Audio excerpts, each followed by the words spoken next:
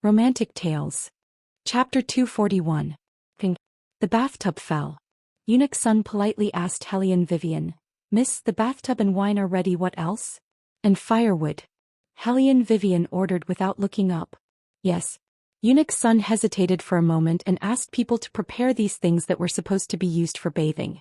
After the firewood was sent in, Hellion Vivian ordered people to boil water, and then let the retired emperor and the ministers all sit in the wooden tub. The scene was not so much saving people but steaming people with boiling water. Under the wooden tub was an iron frame and below it was burning firewood. The firewood was burning more and more vigorously. After a while the room became full of steam. So far the ministers are in a state of dizziness. They only want to give medicine to a dead horse. They don't think that the little girl in front of them can really solve the problem. After Hellion Vivian saw that the water was boiling, she directly poured all the wine in the wine jar into the bathtub. It didn't take her more than half an hour to do these things. When a doctor saves people, no matter what he does, he looks particularly convincing. "But can you detoxify in this way?" Eunuch's son looked at His Royal Highness eagerly. "It's not safe, right? Something goes wrong, the retired emperor?" Hellion Vivian was completely unaffected by others. She even asked Yuan Xiaoming to pick a tomato from the fantasy space to compensate for her physical strength. She stood lazily in the steam and reached out to wipe the temperature of the water in the wooden tub. Hellion Vivian casually took the medicinal materials brought by the imperial doctor and threw them into the bathtub one by one. The boiling water instantly rolled the herbs into the bottom of the tub. The smell of medicine in the room was getting stronger and stronger, which made Yuan Xiaoming feel choked when he breathed. "Woman, why do you put these messy things in? You don't need these things to detoxify them. The manipulative martial artist only needs to use internal force to expel the poison from their bodies." "I'm just making myself look more professional." Hellion Wei continued to toss in the medicinal herbs as she lazily replied. "Otherwise, if I detoxify them as soon as I make a move, everyone will know that I'm a combat-type martial artist. Now that I have another layer of identity as the Phoenix Girl, it's best not to expose my strength if I can. And it will show that my medical skills are superior." He didn't. Okay. Yuan Xiaoming was convinced. He transformed into a virtual shadow and floated above Hellion Wei. When he glanced sideways at the side, that imperial physician was actually seriously remembering what kind of herbs Hellion Wei put in. He even clearly murmured what to put in first and what to put in later. He had an expression of "I remember it all."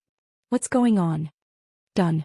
Hellion Wei put down the medicinal herbs in her hands, then sat on the ground. Her palms supported the outside of the wooden barrel, slightly exerting force.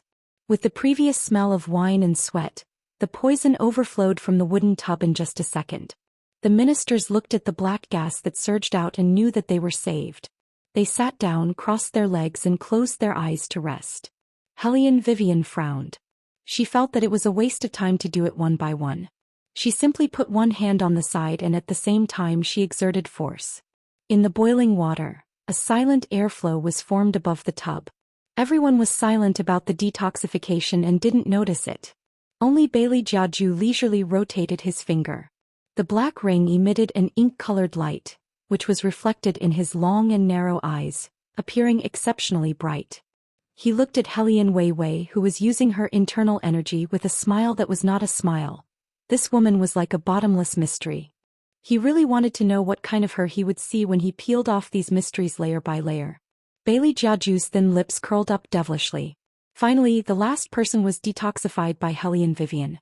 The green color on his face faded and he recovered his usual color. "Don't use your power now." Hellion Vivian stood up and brushed the dust off her body. She smiled and said, "Everyone's physical strength is still too weak. Wait until this stick of incense burns out, then we'll see." Being able to detoxify already made the ministers very surprised. Now they heard that they could recover their martial chi in just a stick of incense's time. Everyone couldn't help but look at Hellion Vivian. Although they weren't like those madams and misses in the boudoir who liked to talk about the rumors and slanders in the capital, they also knew that the eldest daughter of the Hellion family was someone who didn't know anything. But today she actually detoxified the bone-eroding poison that no one could detoxify. She pulled all of them back from the brink of death. The ministers didn't know how to describe their mood at this moment. They could only look at Hellion Vivian. For a moment their hearts were like spilled seasonings. Sour, sweet, bitter, spicy and salty, the taste was not ordinary. Girl, this time's great kindness, my Naylan family will never forget it. Old General Naylan was very heroic. In the future, if you need my Naylan family's help, just tell me at any time. Even Imperial Dr. Jiang, who was known as a magical hand, surrounded Hellion Vivian and said with enthusiasm, I didn't expect that the bone-eroding poison was actually solved in this way. By soaking in boiling water, the poison was eliminated from the pores. Those medicinal materials must have also played a role. Yuan Xiaoming laughed twice and said, This old man is so stupid and naive. You can shut up. After Hellion Vivian replied to Yuan Xiaoming's words with a stream of consciousness, she turned her head and said, Retired Emperor, I have other things to do. Since the poison has been detoxified now, my friend and I will leave first. Friend? Eunuch Sun's eyes automatically fell on his master. His Highness also wanted to follow? In the case that the retired emperor was seriously injured? You go first. Baligaju's side face was cold and handsome, and there was a smile on his face. I will stay here and rest for a while. Hellion Vivian frowned. Rest? Are you hurt? No. Baligaju seemed to be sleepy and his slender fingers rubbed his eyes. It's just a night of walking, too tired. Hellion Vivian nodded and expressed her understanding. Then you wait for me here first. Baligaju's mouth slowly hooked up. Eunuch Sun watched on the side. He didn't say anything, but the villain in his heart jumped up and down. Pretending, His Highness is definitely pretending again. Right. Hellion Vivian, who was about to leave, looked at Baligaju and suddenly narrowed her eyes. When did your eyes recover? Baligaju's fingers paused and he looked down calmly. When you cut your hand? I was wondering. Hellion Wei muttered. If he had recovered earlier, he wouldn't have let her hold his hand all the way back. Thinking about this, Hellion Wei turned her head and said to Eunuch Sun, Eunuch Sun, I'll have to trouble you to prepare a guest room for my friend. Let him sleep for a while, I'll be done very soon. The martial chi competition should not take long. It was time to let those who thought that driving her out of the family could cut off her opportunity to play in the competition completely give up. Chapter 242. Hellion Vivian saw that Eunuch Sun was looking at her table mate and didn't answer her question. She raised her eyebrows and asked, Is Eunuch Sun in some trouble? Eunuch Sun recovered. Baligaju glanced at him and said faintly, I'll have to trouble Eunuch Sunday. Eunuch Sun choked and coughed heavily. No cough, no. Miss, don't worry, this old servant will make proper arrangements for your friend. That's good. Hellion Vivian arranged everything and went downstairs. Along the way she took a set of men's clothing. Yuan Ming smiled evilly in the fantasy space. What? You still want to change? It's inconvenient to fight in a skirt. Hellion Vivian waved her long sleeves. She was handsome and elegant like jade. She looked at herself in the mirror and smiled handsomely. She turned her face and adjusted her collar. Then he casually walked into the noisy crowd. Eunuch Sun watched the familiar figure disappear before he dared to turn around and look at his master. Your Highness. Baligaju threw away the cloth in his hand. His clean eyes turned cold in an instant. Call the manager of the Phoenix restaurant over. Yes. Eunuch Sun trembled. He knew that His Highness was going to investigate the poisoning thoroughly. Baligaju's finger moved slightly. His silver mask was covered and his white robe fluttered. 18 shadows, listen to my order. This subordinate is here. Swish. Swish. 18 black shadows dropped their robes and knelt down on one knee. Baligaju's eyes were as cold as ice. Go investigate who's called Old Ghost. Yes. The shadows dispersed at the same time. Black feathers fell, leaving only Baligaju's back to the light. Ruthless, evil, indifferent and emotionless. The ministers were all dumbfounded when they saw the third prince slowly walking in. What was this situation? When Eunuch Sun went out he was still with the White Academy student. When he came in it was the third prince. Grandson came too late to save you. Baligaju's indifferent tone sounded a little lacking in sincerity. I hope Imperial Grandfather can forgive me. The retired emperor gently coughed a few times, but did not expose his identity. He said in a deep voice, Sit down. What's the situation outside? Everything is normal. Baligaju paused for a moment before coldly ordering, You can open the wooden window now. The guards obeyed the order and quickly stood by the window, guarding with swords to ensure that the retired emperor and the others could continue to watch the competition. The difference between the martial chi competition and other competitions was that the contestants selected from all over the country were usually lined up at the back. Their names were not read, only their serial numbers were read. Therefore, not only the ordinary people, but even the elders of the four great families did not know that Hellion Vivian had been surrounded. However, there was one thing that the four great clans had been paying attention to. They were also looking for talents in this competition. Therefore, from the very beginning, they were waiting for the legendary little beggar to appear. Because he had once spread the news that they would meet on the day of the martial chi competition. So far, there had not been any particularly noteworthy contestants on the test field. Except for Hellion Jiaoer, who had won first place in several rounds in a row, the rest of the platforms had been calm. It was not until Hellion Vivian, dressed in men's clothing, appeared that the referees who were recording began to slowly pay attention to her. They muttered in their hearts that this person's luck was a little too good. He had already won 3 rounds in a row.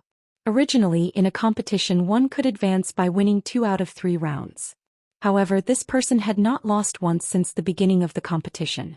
Gradually, not only the referees, but even the contestants who were waiting to go on stage widened their eyes. No way. He won again. It's been 6 rounds. How come he has not shown any flaws at all? Who is this person? I've never seen him before. It's so strange. Why can't I feel his martial chi? But I remember. Swish. As Hellion Vivian beautifully withdrew her leg, a big man with 2 hammers in his hands was kicked out of the platform in a parabolic curve. Under the platform, one of the contestants shouted excitedly, "It's him!" Who? It's the beggar master who challenged the 4 big families by himself. What? Look at his moves. He has no martial chi, but he won by surprise. In the world except for that master, who else can be so powerful? It's really him? Everyone rubbed their eyes. Because they had seen the legendary master, their faces were full of a layer of enthusiasm. Their emotions were surging and their blood was boiling. This was the first time they had been so close to a master. Hellion Weiwei also didn't pay attention to the crowd's admiring and slightly surprised gazes. She only smiled lightly and stood with her bare hands. Facing the already dumbstruck competitors, she slightly curved her lips. Next, the north wind whistled past. She just stood on the wooden platform like that. Her every move was gentle and languid. Her back was slender like jade, which made people suddenly feel a kind of beauty like splashing ink. Some people themselves had great charm, not ostentatious, not eye-catching. Like snowflakes falling from the sky, cold and noble, silent, unique and unique. Standing on the high platform, Eunuch Sun opened his eyes wide. His eyes focused on the person on the platform. He finally understood why His Highness would treat this girl differently. This kind of commotion naturally attracted the attention of the group of people from White Academy. Those aristocratic young masters led by Murong Chongfeng watched from afar with relish, so they followed along and walked over. Even Murong Chongfeng unconsciously watched somewhat seriously. If this kind of master could be used by his Murong manner, it would be like adding wings to a tiger. Good. The recovered retired emperor stroked his beard and laughed deeply. This person is not bad. But, yes. Eunuch Sun knew that retired emperor's eyesight was not good. What's more, they were separated by a distance. He really couldn't see that the person he said was not bad was the eldest daughter of the Hellion family. Retired emperor raised his eyebrows. What? You think it's not good? Oh no. Eunuch Sun looked at his master's indifferent eyes and shook his head with all his might. He faced retired emperor and said, "It's because this old servant has never seen such a wonderful competition before." I was dumbstruck all of a sudden. Retired emperor nodded his head in satisfaction. Baligaju then withdrew his gaze from Eunuch Sun and drank a mouthful of tea with an indifferent expression. "Juror, between you and this person, who is more powerful?" Retired emperor's sudden question made all the ministers look over. Baligaju absent-mindedly turned the black jade thumb ring on his finger. The corners of his mouth were stained with a faint evil aura. Just as he was about to open his mouth, suddenly, a cry of surprise came from outside the window. Wait, why does this master's back look so familiar? Chapter 243. Hellion May disagreed. She didn't even look in their direction. She smiled and said, "He's just an amateur.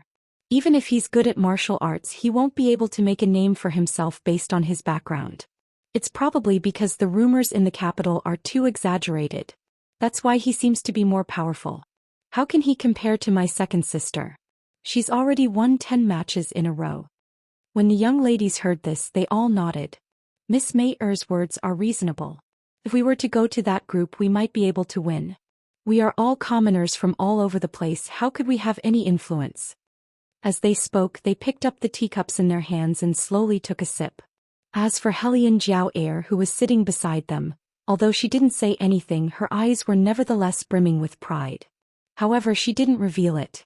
Her face still carried a faint bashfulness. She had long since bewitched all the young masters until they were infatuated.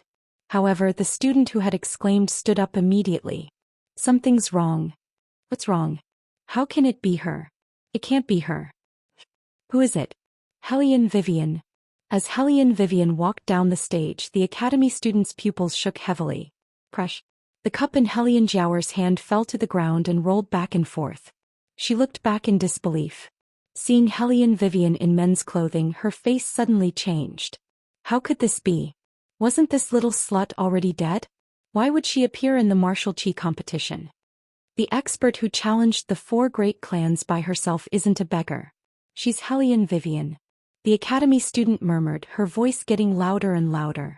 Murong Chongfeng looked at the approaching figure with a sluggish expression. Wei Wei, on the other hand, lazily pulled open her collar and took a step forward. Her legs were very long and very thin. As she stood under the gradually dyed dusk sky, her back was straight and her posture was handsome and beautiful. Crush. Murong Chongfeng suddenly grabbed the jade pendant in his hand. He used so much strength that even his knuckles turned white. He felt that his breathing had obviously slowed down. His heartbeat was in disbelief as it slowly increased. Helian Jiao's expression turned extremely ugly as she heard the thunderous discussion. Her face turned pale.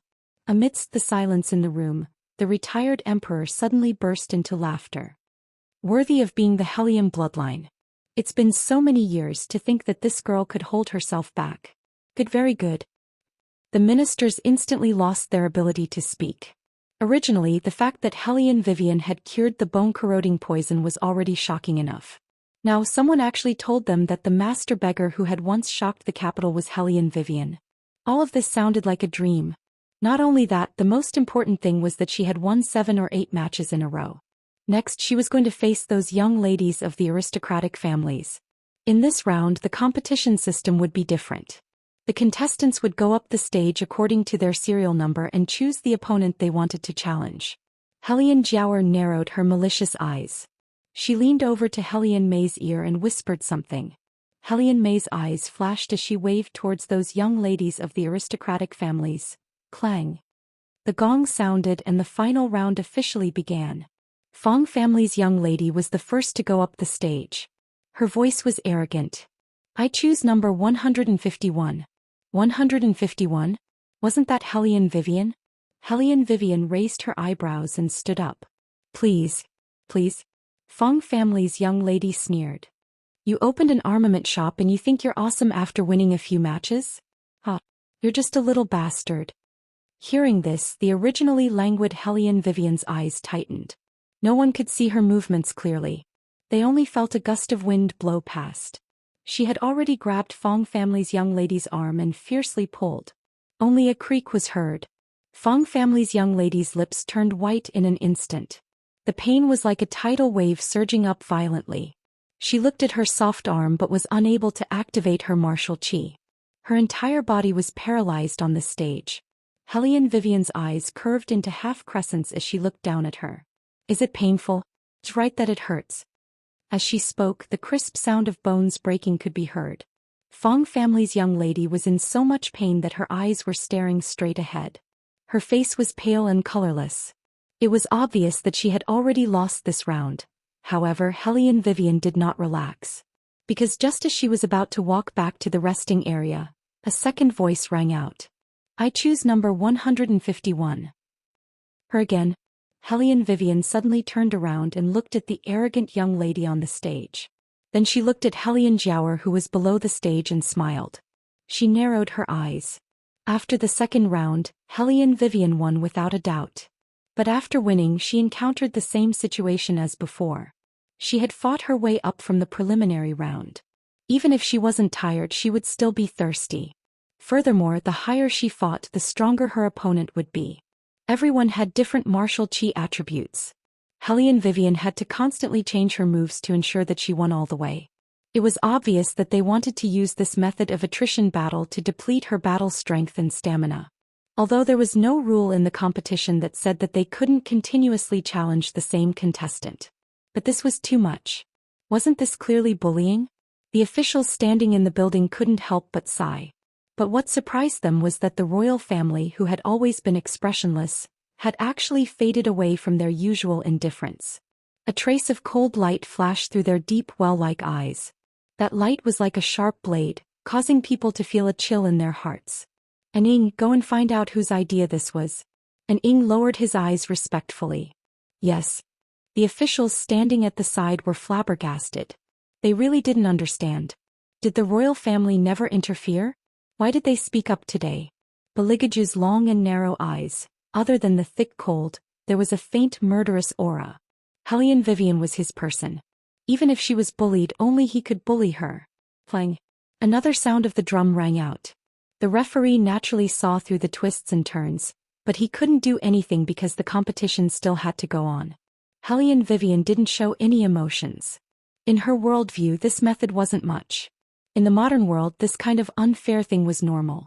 This world was originally a world where the strong preyed on the weak. The winner was the king and the loser was the bandit. It was just that the methods were different. But did they really think that by doing this she would be at a loss? Insignificant tricks. They really underestimated her title as the Queen of Munitions. Hellion Vivian smiled and narrowed her eyes dangerously. She slightly curved her lips towards the referee. "Referee, I just looked at the competition rules and made a decision." "What decision?" The referee frowned. Hellion Vivian looked at him and said word by word, "I want to fight 1 against 10. Chapter 244. Hua. Once this was said, there was an uproar. The meaning of 1 against 10 was very simple. When the number of challengers reached 10, the one being challenged could choose to fight together. In that case, if they won this round, they could directly enter the finals. However, due to the harsh conditions, except for 10 years ago, after the Genius 3 halls had passed all the stages with the result of 1 against 10, this competition system had never been mentioned again. Now, at such a time, Hellion Wei Wei actually proposed 1 against 10? Did she not want to live anymore? She was really stupid. Hellion Jiaoer sneered and gave Hellion Mei a look. Hellion Mei nodded and took the lead to fly up the stage. Following her were 2 young masters from aristocratic families and 7 young ladies from government officials. It was obvious that they wanted to take Hellion Vivian's life. However, Wei Wei's face didn't change at all. Only the corners of her mouth curved into a smile that was dyed with a bit of evil. "Woman, what are you planning now?" Yuan Ming appeared. Hellion Vivian curved her thin lips. "It's just a competition." "What do you mean by what I'm planning now?" Yuan Ming raised his eyebrows. It was obvious that he did not believe her. At this moment, those 10 people had already started to use their martial chi and were about to pounce on Hellion Vivian. This made Eunuch Sun break out in cold sweat for her. All along, Hellion Vivian had been using close combat. In close combat, if it was 1 against 1, it would bring out the greatest effect. But if it was 1 against 10, close combat would only cause Hellion Vivian to die faster. Everyone held their breaths. Their eyes were filled with nervousness as they watched the battle unfold in the ring. However, what they did not expect was that the 10 people, including Hellion Mei, could not bring out a trace of wind with their punches. Hellion Mei stared blankly at her hand. When she looked up again, Hellion Vivian had already appeared beside her like a phantom. With a cool flying kick, she kicked her off the stage. When the other contestants saw this, they hurriedly circulated their chi, only to find that there was no way to gather the chi in their dantian. What was going on? The remaining few people looked at each other. Before they could communicate with each other, Hellion Vivian was already like a sword out of its scabbard, dashing through the crowd. She grabbed one of the people's arm and exerted force. Creak. At the same time, Helian Wei Wei abruptly flipped over, her black hair fluttering in the wind. She lifted one of her legs and in an instant, struck the body of the man who came against the wind, kicking him to a place a meter away. Bang bang bang. However, the people who came to challenge her were all lying under the stage, painfully clutching their stomachs. In addition to their whole body going soft, they did not notice that their chi was being drained. This was the effect of the cultivation dissipation powder. It could invisibly dissolve the chi in the martial artist's body without being noticed by the martial artist. Of course, this did not mean that Helian Vivian did not know. Even Yuan Ming thought of something, his eyes slightly narrowed. So that's how it is. Woman, you noticed that they were also poisoned, so you let them come together, right? In vain they wanted to join hands to teach me a lesson. Of course, I have to give them a little gift in return. Helian Vivian smiled coldly. Her appearance was like a smiling demon walking in hell. Yuan Ming also laughed. It is estimated that in less than half an incense they will be poisoned. Hehe, this is going to be interesting. Helian Vivian did not comment and stood straight. Her left hand was raised by the referee, representing an absolute victory. The crowd had exploded. They opened their eyes wide and looked at Helian Vivian on the stage. 1 against 10? She actually won. People always say that the eldest daughter of the Helian family is a shameless waste. Usually, in addition to following behind Murong young master, she does not know how to do anything.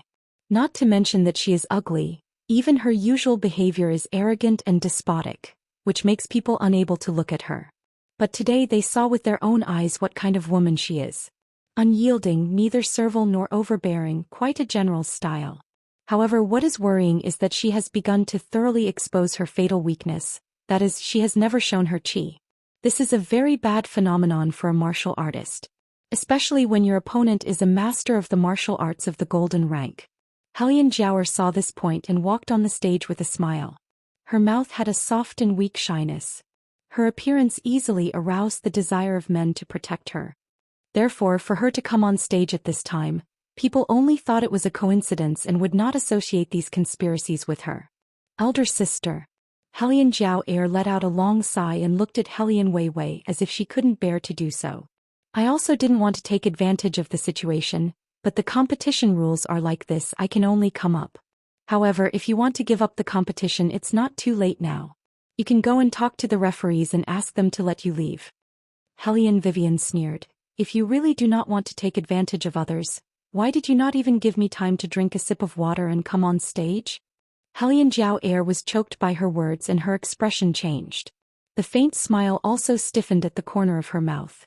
The suspicious eyes of the people below the stage made her take a deep breath. Bang! The drums sounded. Helian Jiaoer brushed past her with a smile on her face, but the words that came out of her mouth could only be heard by the two of them. See if I don't kill you this time. Helian Vivian walked past her and did not even look at her. This bitch dares to ignore me. Helian Jiaoer clenched her left hand. As soon as the drums stopped, she narrowed her eyes and her whole body shone with a golden light. The martial chi in the air was like a roaring sea, so vast that it could not be detected. That is, the people below the stage gasped, their mouths and eyes slowly widened. They stared at Helian Jiaoer and their voices were full of surprise. Gold Stage 9. I can't believe that Helian Jiaoer's cultivation has reached such a high level. One must know that in the Great Huang Dynasty, there were only a few people who could reach the gold stage. Those who could reach gold stage 5 were even rarer. Helian Jiaoer, on the other hand, had cultivated to level 9. She could reach the peak of the gold stage with just one more stage. As expected of the legendary genius, the reincarnation of the Phoenix Girl, Helian Jiaoer really lives up to her name. This also meant that Helian Wei Wei's chances of winning against the other party were extremely slim. It was even possible that she, who did not have any martial chi, would lose to Helian Jiaoer. The two women coldly faced each other on the stage. No one knew who would tear the other apart in the next second. Suddenly, Helian Jiaoer waved her long sword, bringing out layers of waves. Haste cut off all light. Chapter 245. A strange black fog rose up behind Helian Vivian. All the light seemed to be absorbed in an instant. Suddenly everything turned pitch black. Nothing could be seen, nothing could be heard. The arena had become extremely quiet. Helian Vivian was shrouded in it. She couldn't even tell the direction, let alone see Hellion Jiaoer's actions. Just when everyone thought Hellion Vivian was dead for sure, a figure suddenly appeared out of nowhere. Suddenly, a figure walked out of the black fog. Her long hair fluttered in the wind and her eyes shone brightly. It was as if the surrounding martial qi had no effect on her. Hellion Jiaoer's eyes suddenly shook. She reached out to defend, wanting to take this opportunity to kill Hellion Vivian. Unexpectedly, her opponent grabbed the sharp edge of her sword. Wei Wei didn't seem to care in the slightest that her finger was cut. She suddenly exerted force and pulled Hellion Jiaoer's entire body in front of her. Then, she spun around like a whirlwind.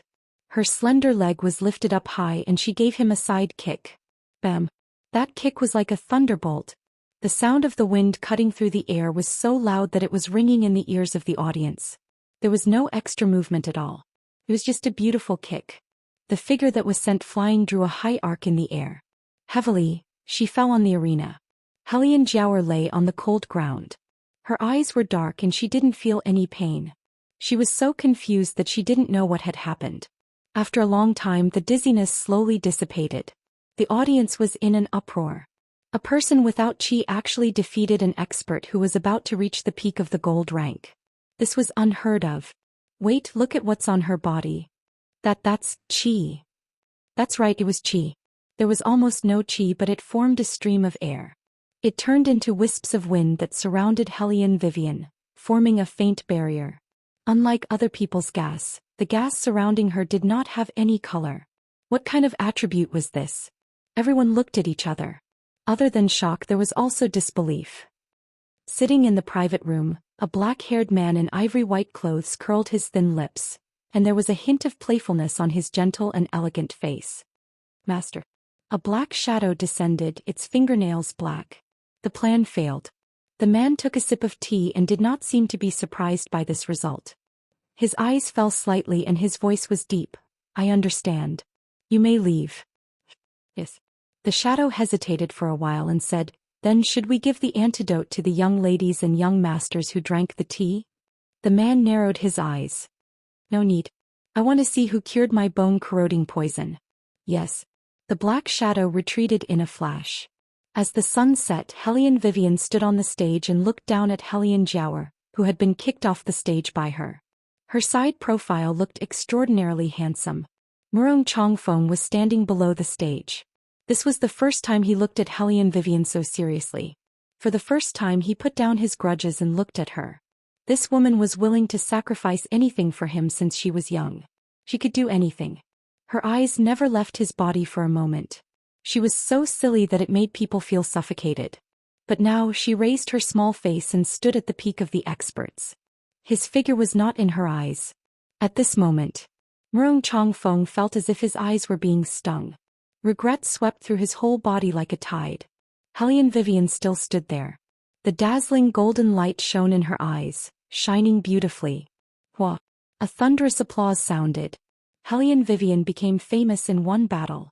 Hellion Jiaoer, who was lying on the ground, only felt pain in her internal organs. Compared to the pain in her body, what made her feel even more breathless was that she had actually lost. From birth until now, there had never been a day when she had been so humiliated. Hellion Jiaoer tightly clenched her teeth. She looked like a dog eating shit. She didn't look like a young and inexperienced beauty anymore. Her small face was gloomy and her hair was messy. She looked even more unsightly than the servant girl who wanted to help her up. Get lost. She couldn't take advantage of Hellion Vivian, so Hellion Jiaoer took it out on the servant girl beside her. Before she could stand still, she slapped her. The maidservant cried out in pain. Everyone couldn't help but look at her. Their eyes were full of meaning, as if they were saying, so it turns out that the second miss of the Hellion family was like this in private. She was worse than a shrew. Realizing what she'd done, Hellion Jiaoer immediately retracted her hand. The light in her eyes turned as she lightly shouted, You little girl, what kind of thoughts do you have? Eldest sister's win is a win. No matter what kind of methods she used, I'm willing to accept my loss. The one who's hateful is you. How dare you instigate me to find trouble with eldest sister? Me, miss? The servant girl didn't know why her miss would suddenly say such a thing. She timidly replied, This servant won't dare to do it again. After these words, Those who lost to Hellion Vivian also had a lively idea in their hearts. Naturally, they wanted to find some face for themselves. Their fingers pressed on their injured arms and shouted at the referee, "Referee, this competition is not fair. We request to measure Hellion Vivian's martial chi value." Hellion Vivian only looked at them with a faint smile. The corner of her mouth carried a faint ridicule. However, those people felt that something was wrong. First, they had difficulty circulating their martial chi. Then there was the colorless and transparent chi surrounding Hellion Vivian. When the crystal ball was tested, there wasn't the slightest bit of martial chi in her body. But now it became so powerful. She simply used some method that they didn't know about. 10 or so students took advantage of this matter to make a ruckus and asked the referee to redo it. The referees were in a terrible fix because of this situation. Suddenly, one of the most noisy girls reached out and covered her left chest. Her face was ashen as she fell to the side, followed by an ear-piercing scream. People looked at the girl and took a big step back. What the hell is going on? Another young master was smarter. After seeing the girl's appearance, his first reaction was to check his own pulse. At this time he found that there was not much martial chi left in his body. It's the cultivation dissipation powder. It must be the cultivation dissipation powder. One after another, all 10 of them put their fingers on their own meridians, shaking their heads in a daze. No, there is not only the cultivation dissipation powder. There is also the bone-eroding poison. Some of them had studied alchemy. According to their own reaction, they quickly knew the seriousness of the matter. The bone-eroding poison was like this. At first there was no reaction, but after a reaction, everything was too late. That person suddenly panicked. What should we do? What should we do? There is no antidote for the bone-eroding poison. Plus we just used our own martial chi. Peng. Before he could finish his sentence, another one of the 10 fell to the ground. Chapter 246.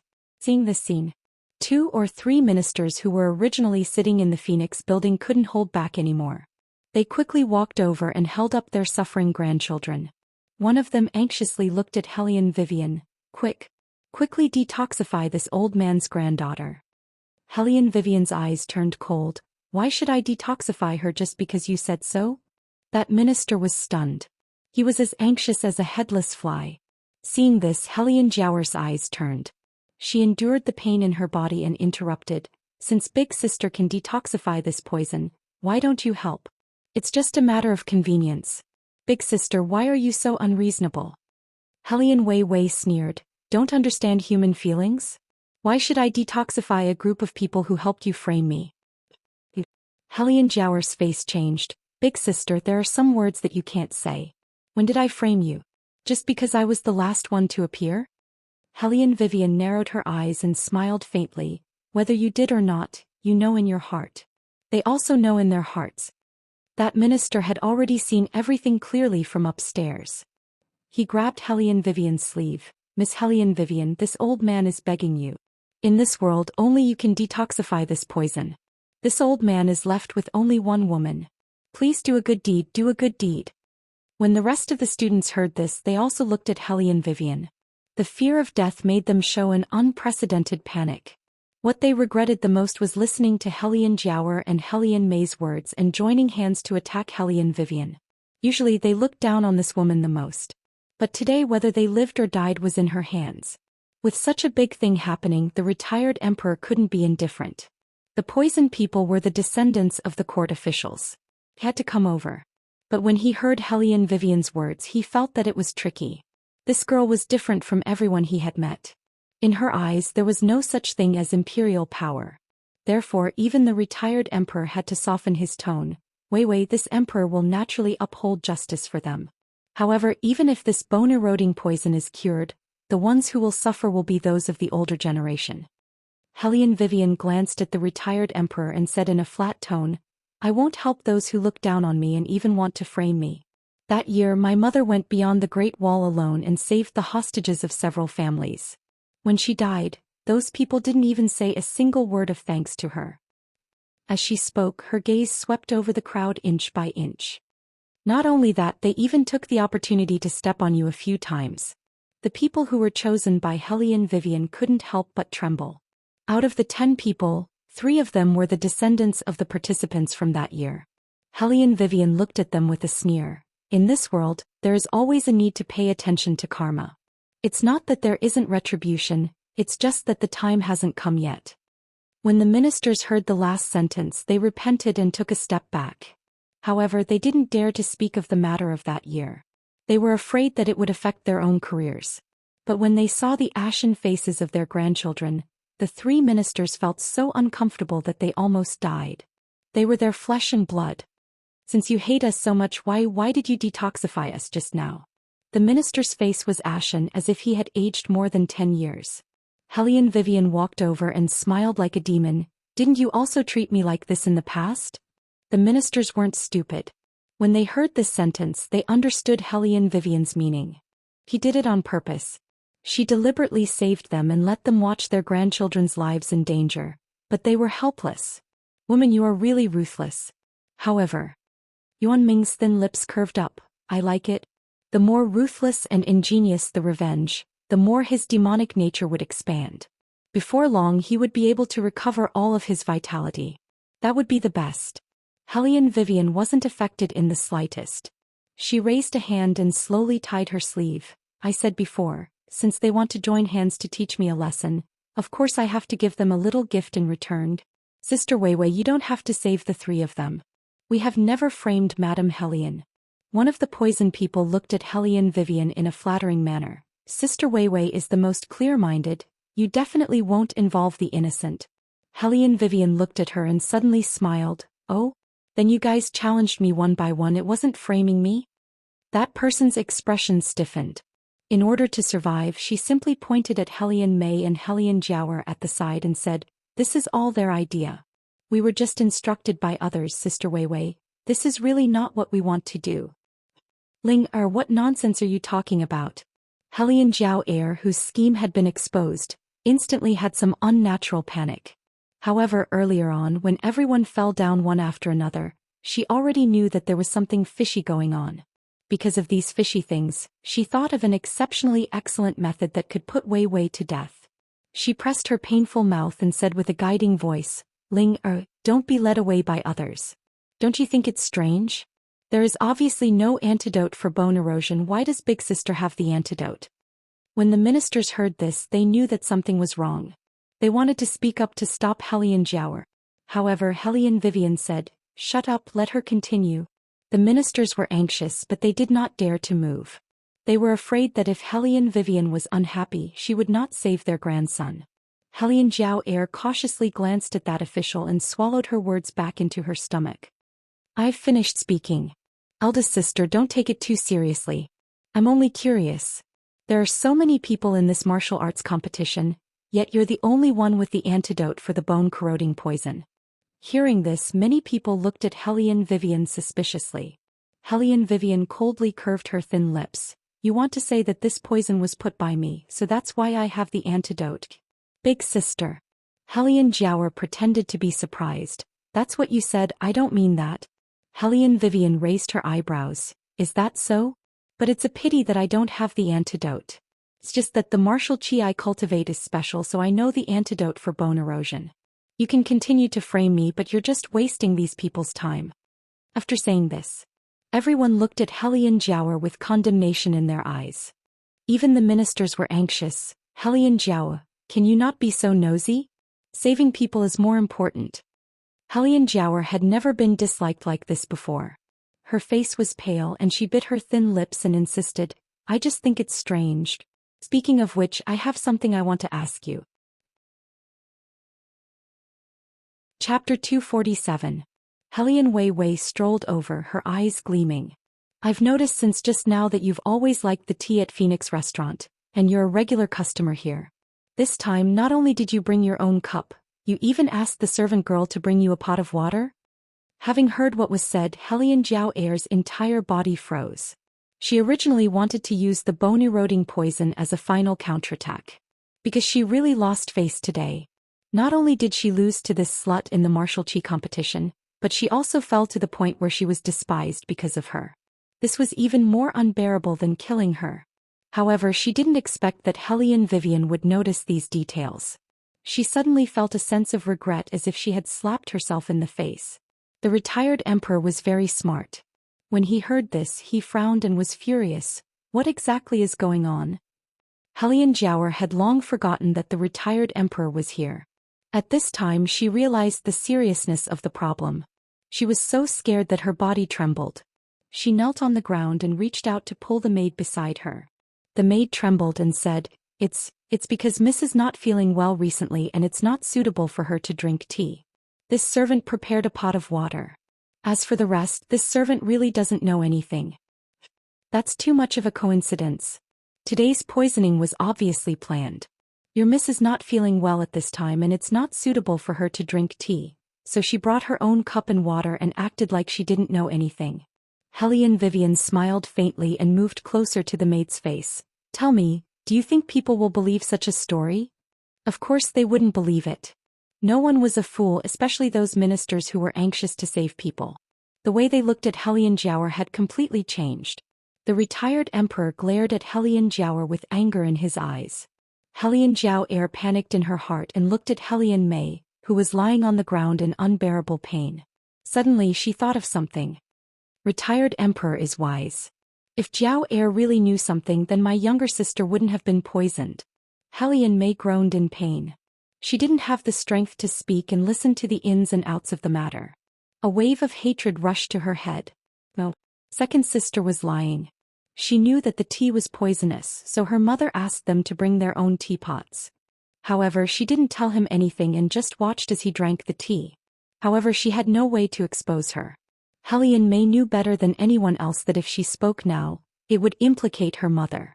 That was something she didn't want to see. Therefore she could only swallow her hatred.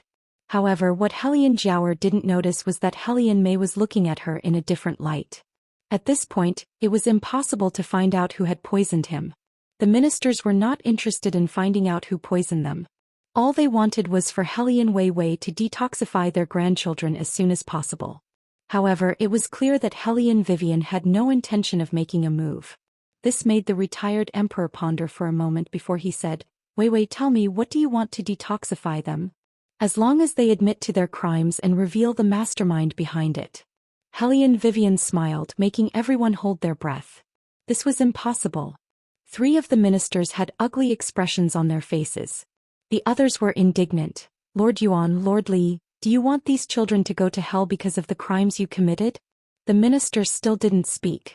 Once they spoke, it wouldn't just be the death of a grandson or granddaughter, but the entire family would be implicated.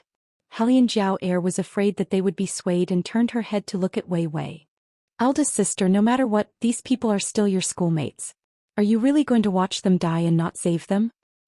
Younger sister. Helian Wei Wei looked at Helian Jiaoer and suddenly laughed. Speaking of which, these things all happened because of you. If it wasn't because you wanted to find someone to join hands with to teach me a lesson, they also wouldn't have used their martial qi to such an extent. You're the main culprit. How can you remove yourself so cleanly? Helian Jiaoer was completely speechless by Helian Vivian's words. Helian Weiwei saw that those ministers didn't speak. Her thin lips curved into a half smile. The 3 lords are used to being heartless and unscrupulous, even disregarding the life of their own grandsons. Then don't blame me for not saving them. As for the other 7, whether they can live or not, it will depend on this younger sister's attitude. What I hate the most is that evil people who obviously did something evil but still pretend to be innocent. As long as Helian Jiaoer kneels down and kowtows to me 3 times, and personally says what I just instructed you, I will save them. From the beginning, Helian Vivian had said that compared to killing people, Helian Jiaoer would be more painful to be skinned in front of so many people, so that her ugliness wouldn't be able to hide. Helian Jiaoer covered her swollen face and continued to weep in denial. Eldest sister, why do you have to be so ruthless towards me? You have repeatedly found people to frame me. Isn't that cruel? Helian Vivian looked at her indifferently. Or do you want to leave me in the lurch for the sake of your own reputation? When everyone heard this, they all looked at Helian Jiaoer. Under great pressure, Helian Jiaoer could only clench her teeth and put on a brave face. I didn't mean that. Then kowtow and admit your mistake. Helian Vivian's eyes fell on her body like icicles. Helian Jiaoer bent her knees little by little and bit her lips so hard that they bled. Bang, bang, bang. 3 kowtows. Hellion Jiaoer couldn't wait to leave after kowtowing. Hellion Vivian looked a little indifferent. You haven't told me why they only pointed at me when I stood on the stage. Yes, I asked them to do so. Hellion Jiaoer took a deep breath and her voice was as soft as a mosquito's buzzing.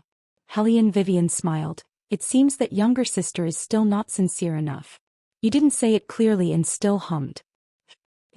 Hellion Jiaoer clenched her hands and looked like she couldn't wait to pounce on Hellion Vivian and bite her to death.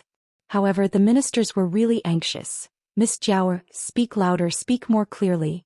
My granddaughter's life is in your hands. Hellion Jiaoer had no choice but to close her eyes tightly and say, the reason why these people chose you when they went up was because I asked them to do so. As she spoke, she cried again, wanting to gain more sympathy from others. We didn't violate the rules of the competition. This shouldn't be enough to punish me. Elder sister asked me to apologize, so I apologized. She asked me to kowtow, so I kowtowed.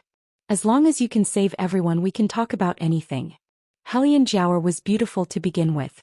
When she cried like this, there was a little bit of weeping beauty that made people unable to bear to see her weak. Many people began to soften and looked at Hellion Jiaoer with a little sympathy in their eyes. At this time, a cold and indifferent voice slowly sounded. It was low and deep and very pleasant to the ears. Almost instantly it caught everyone's ears. Chapter 248. Now that I think about it, you do have a little bit of credit. Everyone turned their heads. They saw Beligaju walking over from a distance. His black robes fluttered in the wind, looking indolent and sexy. He looked like a noble young master who had just walked out of a painting. His eyes were cold and indifferent. There was a faint light in his eyes, 10% affectionate and 90% emotionless. His thin lips were curled up and he wore a silver mask on his face. His long black hair fluttered in the wind, giving people a feeling that he was both good and evil. Then he tilted his head, bit off the white gloves on his hands and gently spat them to the side. This kind of Beligaju was often the most deadly. It was easy for him to win the infatuation of young girls. But those who were familiar with him knew that whenever he entered this state, it was time to deal with people. He never showed mercy when he whipped corpses. Also, there was one more thing. His methods were very special. From the moment she saw Beligaju appear, the Hellion Jiaoer's thoughts were in chaos. Her heartbeat quickened as she brushed the strands of hair by her ear. She raised her watery eyes and looked at Beligaju affectionately. Your Highness. She thought that this kind of attitude would make her look more innocent and pitiful. After all, His Highness had always liked this kind of girl. Didn't that lowly servant girl from before rely on this to make His Highness take her seriously? The current situation was an excellent opportunity for her. Thinking about it carefully, this person had never paid attention to her before. Today was the first time that His Highness had spoken to her. The Hellion Jiaoer felt that her chance had finally come. She was about to say something. She then heard Bailey Jiaju continue, other than you, I have rarely seen anyone who is so self-righteous after murdering someone. However, since you feel that you have contributed, I will reward you with something. The Hellion Jiaoer stuttered and opened her mouth. At this time she realized that Beligaju didn't even look at her. Eunuch's son, give the order. Beligaju's gaze lightly swept over the crowd, his voice was devilishly cold. From today onwards the Huai Manor will have 2 concubines.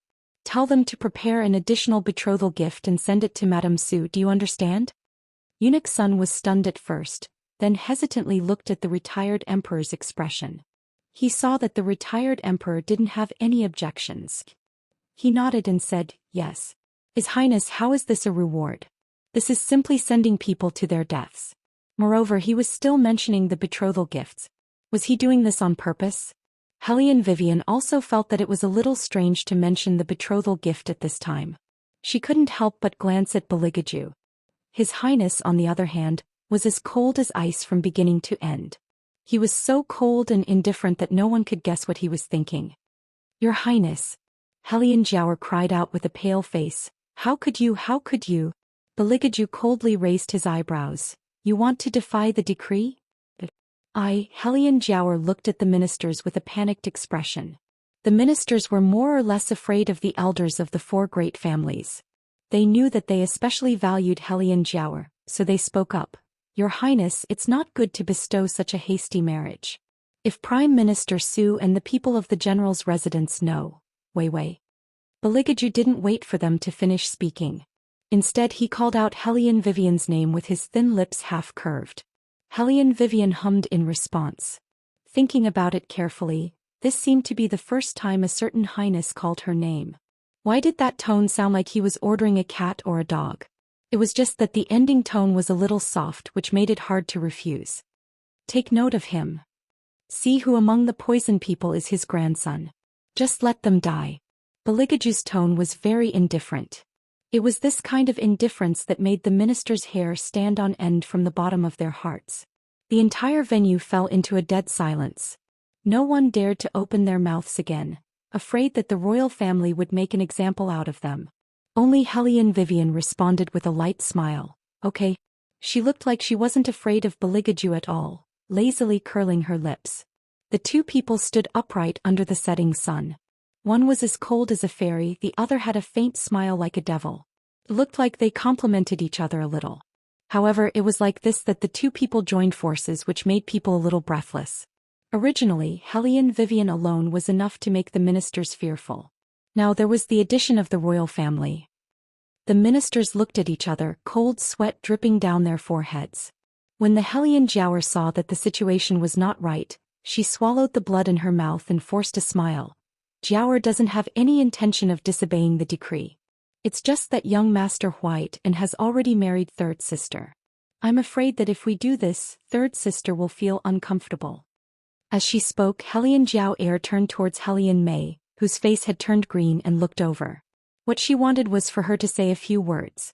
This kind of singing and matching, maybe she could help her out of this predicament. After all, they used to cooperate like this. However, what she didn't expect was... Hellion Mei unexpectedly laughed. Her voice was so deep and hoarse that it made people who heard it feel extremely terrifying. Second older sister is truly overthinking things. How could I feel uncomfortable? You and I have been together since we were young. If we can also live together in the future, then that couldn't be better. You can rest assured that after you marry over, you won't need to come to my house every day to offer tea. Even if you become a concubine, I will still let my husband take care of you a bit more. Hearing this, the Hellion Jiaoer widened her eyes as if she had seen a ghost. Third sister, are you crazy? Second sister, why are you so agitated? Hellion Mei looked at her coldly. What you meant just now, could it be that if I agreed, you would comply with the imperial edict and marry me? Because of Hellion Mei's words, the Hellion Jiaoer could no longer maintain her image. Regardless of who was around, she stood up and shouted, Hellion Mei, you are crazy. You are really crazy. Who wants to marry a eunuch? You are asking for it. Who told you to have a secret relationship with Huayan? How can I compare to you? I am the treasure in the hands of father and mother. How can you drag me into this? It turns out that second sister thinks of me like this. Hellion Mei spilled blood from the corner of her mouth. Now you, the treasure, will fall into hell with me. Second sister, don't worry, when we go to the Hui family, I will repay you well. Hearing Hellion Mei's words, the Hellion Jiaoer really didn't understand what happened to her. Could it be? Was it because of that cup of tea? After Hellion Jiaoer reacted, she turned to look at Hellion Mei again. Her familiar gaze disappeared and was replaced by a hatred that corroded the bones and penetrated the flesh. Third sister, listen to me. Chapter 249. I'd like to hear your explanation. Hellion Vivian smiled. Hellion Jiaoer swallowed the words that were about to come out of her mouth. She looked at Hellion Vivian as if she was looking at a grim reaper who had just walked out of hell. Who are you? You're definitely not Hellion Vivian. Hellion Jiaoer was on the verge of collapse as she roared. If it was that woman, how could she possibly force her to this point? Now, not only did she lose her face, but she was also hated by her closest younger sister. The most frightening thing was that she was actually going to marry an impotent man. That would spoil her. She had worked so hard for so many years, how could she fall to this point? You've changed since you woke up last time. Tell me, who are you? Hellion Jiaoer clenched her hands as she looked at Hellion Vivian with hatred and fear. Murong Chongfeng pulled her. Jiaoer, calm down. If they continued to quarrel like this, the retired emperor might really betroth her to Huayan. If that happened, it would inevitably weaken the power of the four great clans. However, at this moment Hellion Jiaoer seemed to have been bewitched. She flung his hand aside and pointed at Hellion Weiwei, saying, Lord, don't tell me you're not curious. This woman. In the past she clearly only knew how to chase you everywhere. Now she's like a completely different person. Don't even mention chasing you. Even if you take the initiative to reconcile with her, she wouldn't even spare you a glance. How could the previous love-struck fool do such a thing?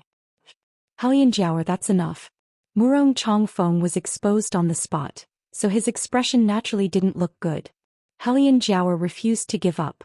Her eyes were fixed on Helian Vivian. Helian Vivian curled her thin lips into a faint smile. I haven't changed. It's just that this death made me completely understand what you've taken away from me all these years.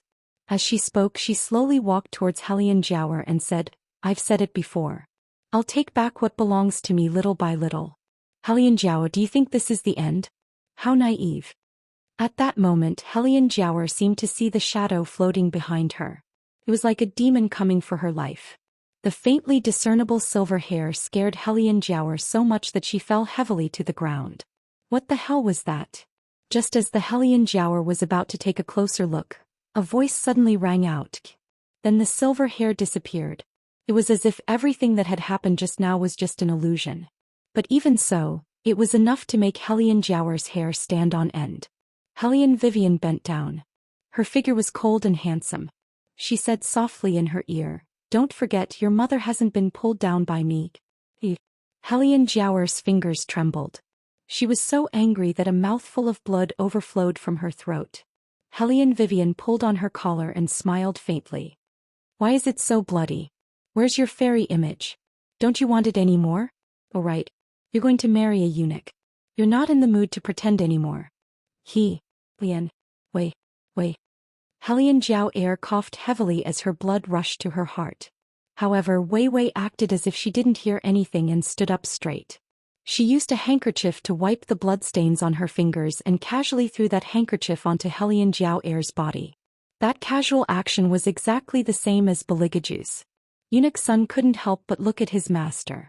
Yet that person's thin lips were curled up, and the light in his eyes unexpectedly revealed a kind of increasingly dripping coldness.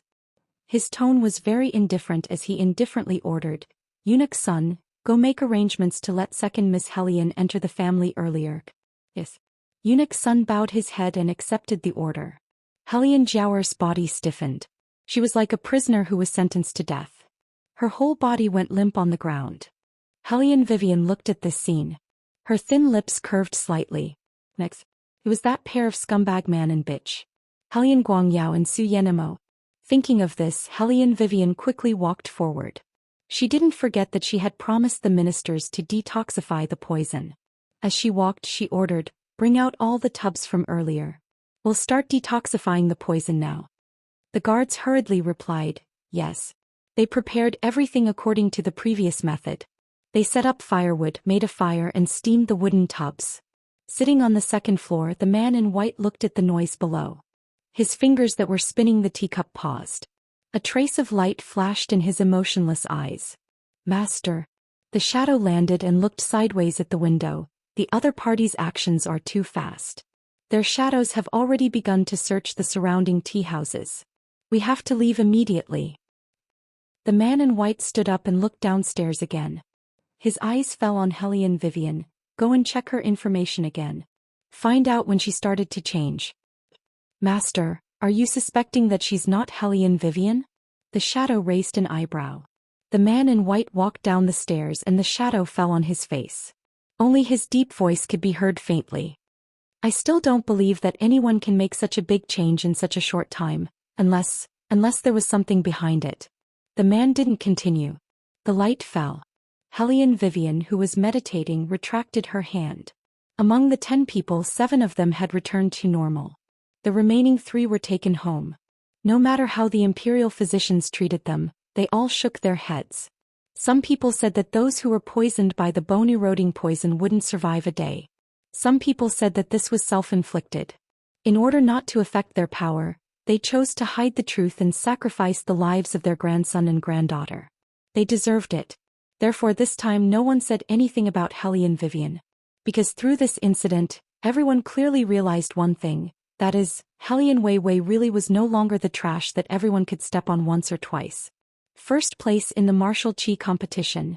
This meant that she was very likely to be a genius more powerful than Hellion Jiaoer. Up until now, no one had been able to tell what the attribute of her martial chi was. However, she had indeed won the competition. What those elders of the Hellion clan regretted the most right now was that they had driven her out of the clan. Otherwise, the current honor would definitely belong to them. How could the smart Hellion Vivian not see through their thoughts? When she reached out and took the first place silver box from the elder's hand, her face carried a faint ridicule. That elder gave Hellion Vivian a rare smile and was about to say something. A group of embroidered uniform guards walked over in a grandiose manner. They reached out and placed more than 10 boxes of gold in front of Hellion Vivian. That kind of extravagance almost made everyone gasp in surprise. Who has the money to do this? More than 10 boxes of gold in one go? Hellion Vivian subconsciously looked towards Beligaju. Chapter 250. The look in her eyes seemed to be saying, "What is the meaning of this?" Beligaju looked at her. His voice was very light, but it was difficult to hide his innate grace and magnificence. Betrothal gift? Betrothal gift? Everyone was stunned. They almost suspected that there was something wrong with their ears. At this time, people remembered that the famous third prince had chosen a consort not long ago. It seemed that he had said that whoever won this martial chi competition would be chosen as his consort. But, even if Hellion Vivian was no longer a waste with her appearance, they all thought that the royal would use this as an excuse to reject the marriage. Unexpectedly, the royal actually ordered people to send more than a dozen boxes of gold to Hellion Vivian. And they even said that they were betrothal gifts. What a shocking bolt of lightning. Everyone looked at the glittering gold wooden boxes and was already a little dumbfounded. Could it be that whoever married into the royal family would have this much gold? Heavens! What kind of luck did Hellion Vivian have? Hellion Vivian was also a little unable to react, but what made her dumbfounded was not the pile of gold, but a certain highness's obsession with the betrothal gift. Since the start of the martial arts competition, a certain highness seemed to be competing with the word betrothal gift. Hellion Vivian wrinkled her willowy eyebrows, inevitably a little hesitant. This kind of hesitation in Beligaju's eyes changed its appearance, the corners of his mouth slowly rising into a smile. That smile was a little cold, reflected in his deep peach blossom eyes at first glance. It gave people a feeling of evil and seductive. What? You don't want to accept it? It's not that I don't want to accept it. Hellion Vivian was quite distressed. It's that I don't know what to use as a dowry. After saying that, Hellion Vivian felt a little uncomfortable. She had never thought that one day she would have to discuss betrothal gift and dowry with a man in public with so many people. Sure enough, when she raised her head, the royal's expression was a little stunned. Since they had already talked about it, Hellion Vivian didn't care anymore. "I'll make it up to your highness before the wedding." Bailey Jiaju hummed in acknowledgement, with a faint evil aura that only she could see. Hellion Vivian felt her cheeks inexplicably warm. If she had known, she wouldn't have asked anything and silently accepted it. Looking at Hellion Vivian's appearance, Murong Chongfeng, who was standing below the stage, firmly clenched his fists. She was going to get married. He wasn't her husband. All this time he didn't know what Hellion Vivian meant to him. He really hated her pestering him, but he didn't want her to pester others. If he hadn't annulled the engagement back then, wouldn't he have been the one to become her husband? Once this idea was formed, Murong Chongfeng's heart felt as if there were countless ants crawling inside, unspeakably stifling. The retired emperor was overjoyed. He said "good" 3 times in a row, then turned his head and ordered, "Go and inform the general's residence that the wedding will be held in 10 days. 10 days? Wouldn't it be a little rushed?" Everyone looked at each other. This was completely forcing the marriage. Presumably, the reason why the royal family wanted to marry Hellion Vivian was also because of the retired emperor. Not only did the unimportant people think so, even the death warriors from Ghost Palace also thought so. "By May, let's fly down and get rid of this woman for His Highness." A woman dressed in black hid in a corner, her eyes flashing with jealousy. The woman called By May pulled the woman in black and lightly shook her head. "No, Heizhu. You will ruin His Highness's plan." But to let such an ugly woman into the palace, His Highness is obviously unwilling. Heizhu clenched the long sword in her hand. By May frowned. No one can make His Highness do things that he is unwilling to do. During this time we haven't been by His Highness's side, so we don't know the situation. So Heiju, don't interfere in this matter. But His Highness clearly only has sister in his heart. There is no reason for him to choose a dark and ugly woman. Moreover, you just saw her methods, that kind of vicious and vicious. His Highness will not like this kind of woman. Heiju said angrily and wanted to fly down. Shadow's figure moved and blocked in front of her. His eyes were calm. By Mei is right, no one can make His Highness do things that he is unwilling to do. I advise you, it's best to put away your thoughts. Don't mention the past in front of the princess. Even if His Highness cares about these 10 years of old, he still doesn't like anyone to talk too much. Moreover, this time His Highness called you back to protect the princess before the wedding, regardless of day or night. Princess? Heiju sneered, she is not worthy of being a princess. After saying that, she turned around and walked away. That kind of contemptuous look made Shadow unable to help but to focus. In the crowd, no one noticed that just under the crowded stage, a man in a white robe narrowed his eyes slightly. When he looked at Hellion Vivian, there was a dark light in his eyes.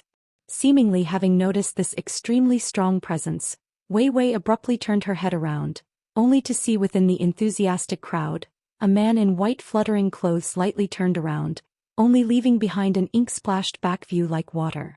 After half an hour, the general's residence. Hellion Guangyao was certain that Hellion Jiao Air would win, so he didn't rush to the scene. Shock flashed across his face, making his entire face look somewhat stiff. Inconceivable, unimaginable, but absolutely not a pleasant surprise. Eunuch Sun held a white horsetail whisk in one hand and the imperial edict in the other.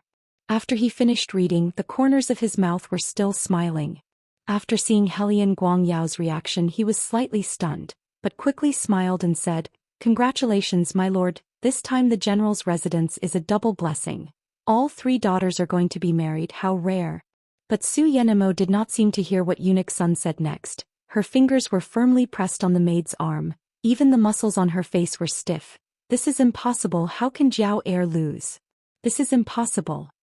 Saying that, she raised her head. "Eunuch Sun, this imperial edict is not wrong. How can the retired emperor, how can he betroth Jiao Air to a eunuch?" Su Yenemo always knew how to hide her emotions, but today she questioned the authenticity of the imperial edict. Even her voice was sharp and harsh. This was simply not like her. The daughter she raised with care was now going to be married to a eunuch. How could she accept this? Su Yenemo held her head dizzily. The maid standing next to her quickly reached out to support her. Eunuch Sun's expression was indifferent as he held the imperial edict. Listening to Madame Su's words, "Are you blaming the retired emperor?" "Eunuch Sun, my wife definitely did not mean that." Hellion Guangyao quickly opened his mouth to explain, but his heart felt like it was being crushed by a huge rock. He did not expect that things would turn out like this. Chapter 251. Eunuch Sun was a smart person. He could see through the 2 people's thoughts at a glance. He had taken a lot of money from Hellion Guangyao on a daily basis. Plus he thought that this was their princess's father, so he said a few words to Hellion Guangyao. "My lord, it's not that I'm being nosy, but this is your blood. You can't be too biased. Be careful not to try and bring disaster upon you." "Eunuch Sun is right, Eunuch Sun is right." Hellion Guangyao forced a smile, but his heart was already surging with waves of emotions. After Eunuch Sun left, only then did Hellion Guangyao fall heavily onto the wooden chair.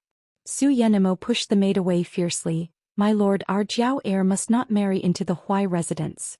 You think we can't just because you say so? That's the imperial edict of the retired emperor." Hellion Guangyao also roared, then sighed deeply. "Forget it, since things have come to this, we can only bring her back." "You want to bring that little bitch back?" Su Yenemo gritted her teeth. "My lord, you have to understand, if it wasn't for her, our Jiao Air would not have fallen to this point.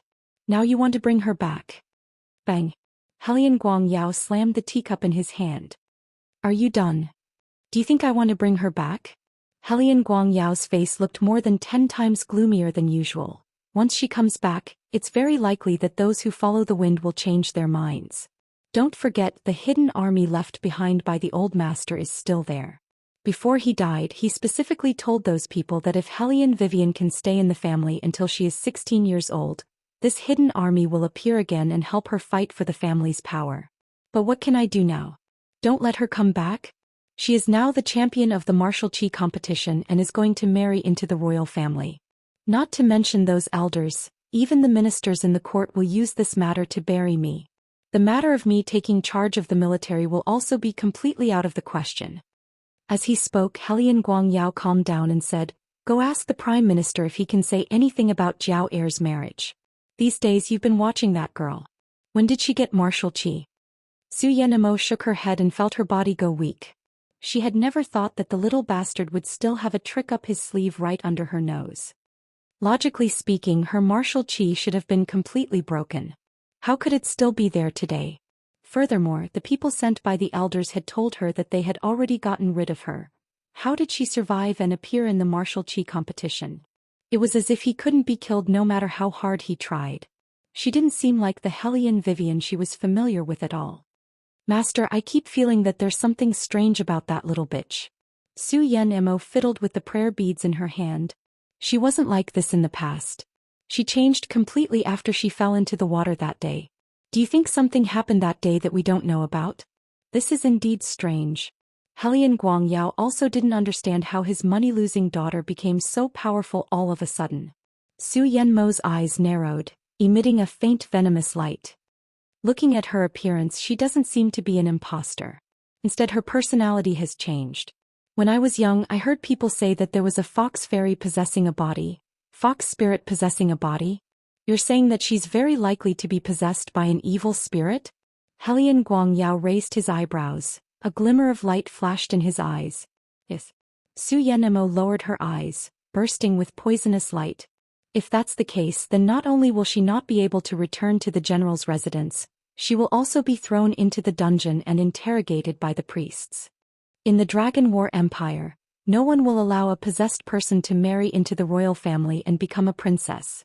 As long as this matter is exposed at the right time, Master, you won't have to worry about that hidden army. Helian Guangyao sat up straight. You're thinking of during her wedding, she caused so much harm to our Jiao heir, and she wants to marry into the royal family happily? Dream on. Jiao heir has been in love with the royal family since she was young. It should be Jiao heir who gets married. It's that little bitch who doesn't know what's good for her, so don't blame me for being ruthless. Gotcha. Helian Vivian finished the last piece of armament and displayed it on the table. Her lips curled into a smile. She would give this to the royal family as a return gift. She stood up and stretched. As she walked out, she yawned. She looked at the black and white people standing outside and said, You two go back to the imperial palace and tell the third prince that I have something to discuss with him. Bai Mei was about to nod. The gorgeous Heizhu sneered. Eldest miss, you should focus on preparing the betrothal gifts.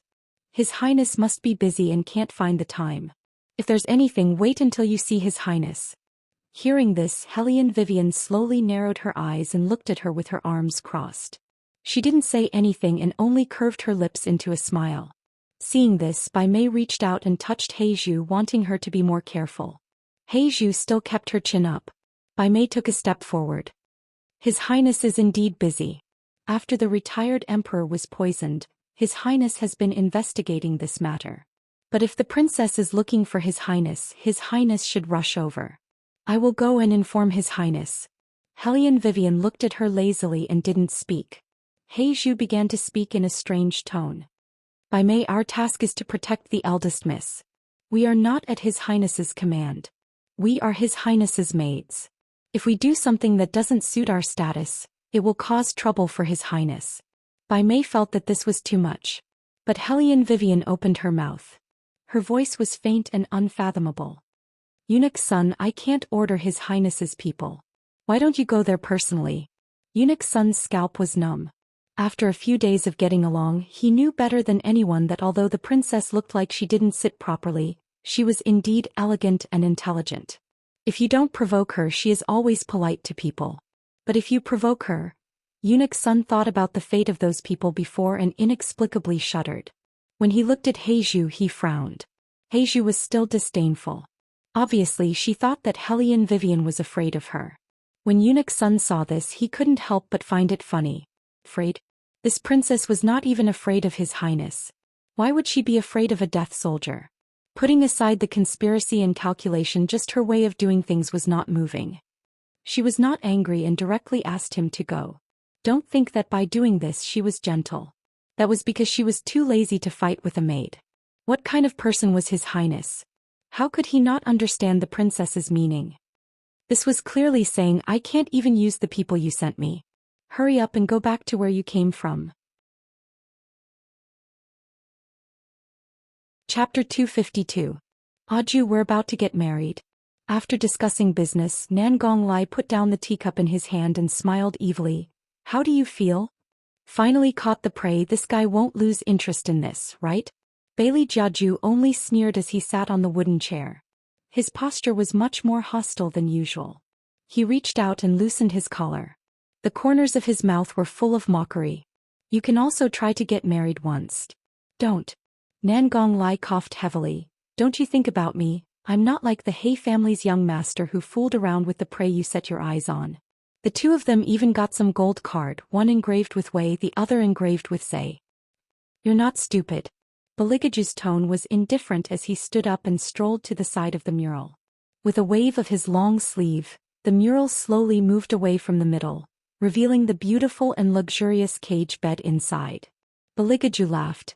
Look again, you're not really going to put her on this on the day of the wedding, are you? Maybe. Baligaju lazily said. Nan Gonglai shook his head and laughed. That's right, this is the first time a woman can enter your eyes. It's not strange that you promoted her to a house pet. You can go. Baligaju moved his eyes from the cage bed and looked at Nan Gonglai. Don't dirty my place. Nan Gonglai was speechless. I'm telling you, Aju, you can't be like this. Think about it, if you wait until she marries and you still dislike her for being dirty, then you won't even have a wedding night. Hey, by the way, speaking of which, will you touch that woman?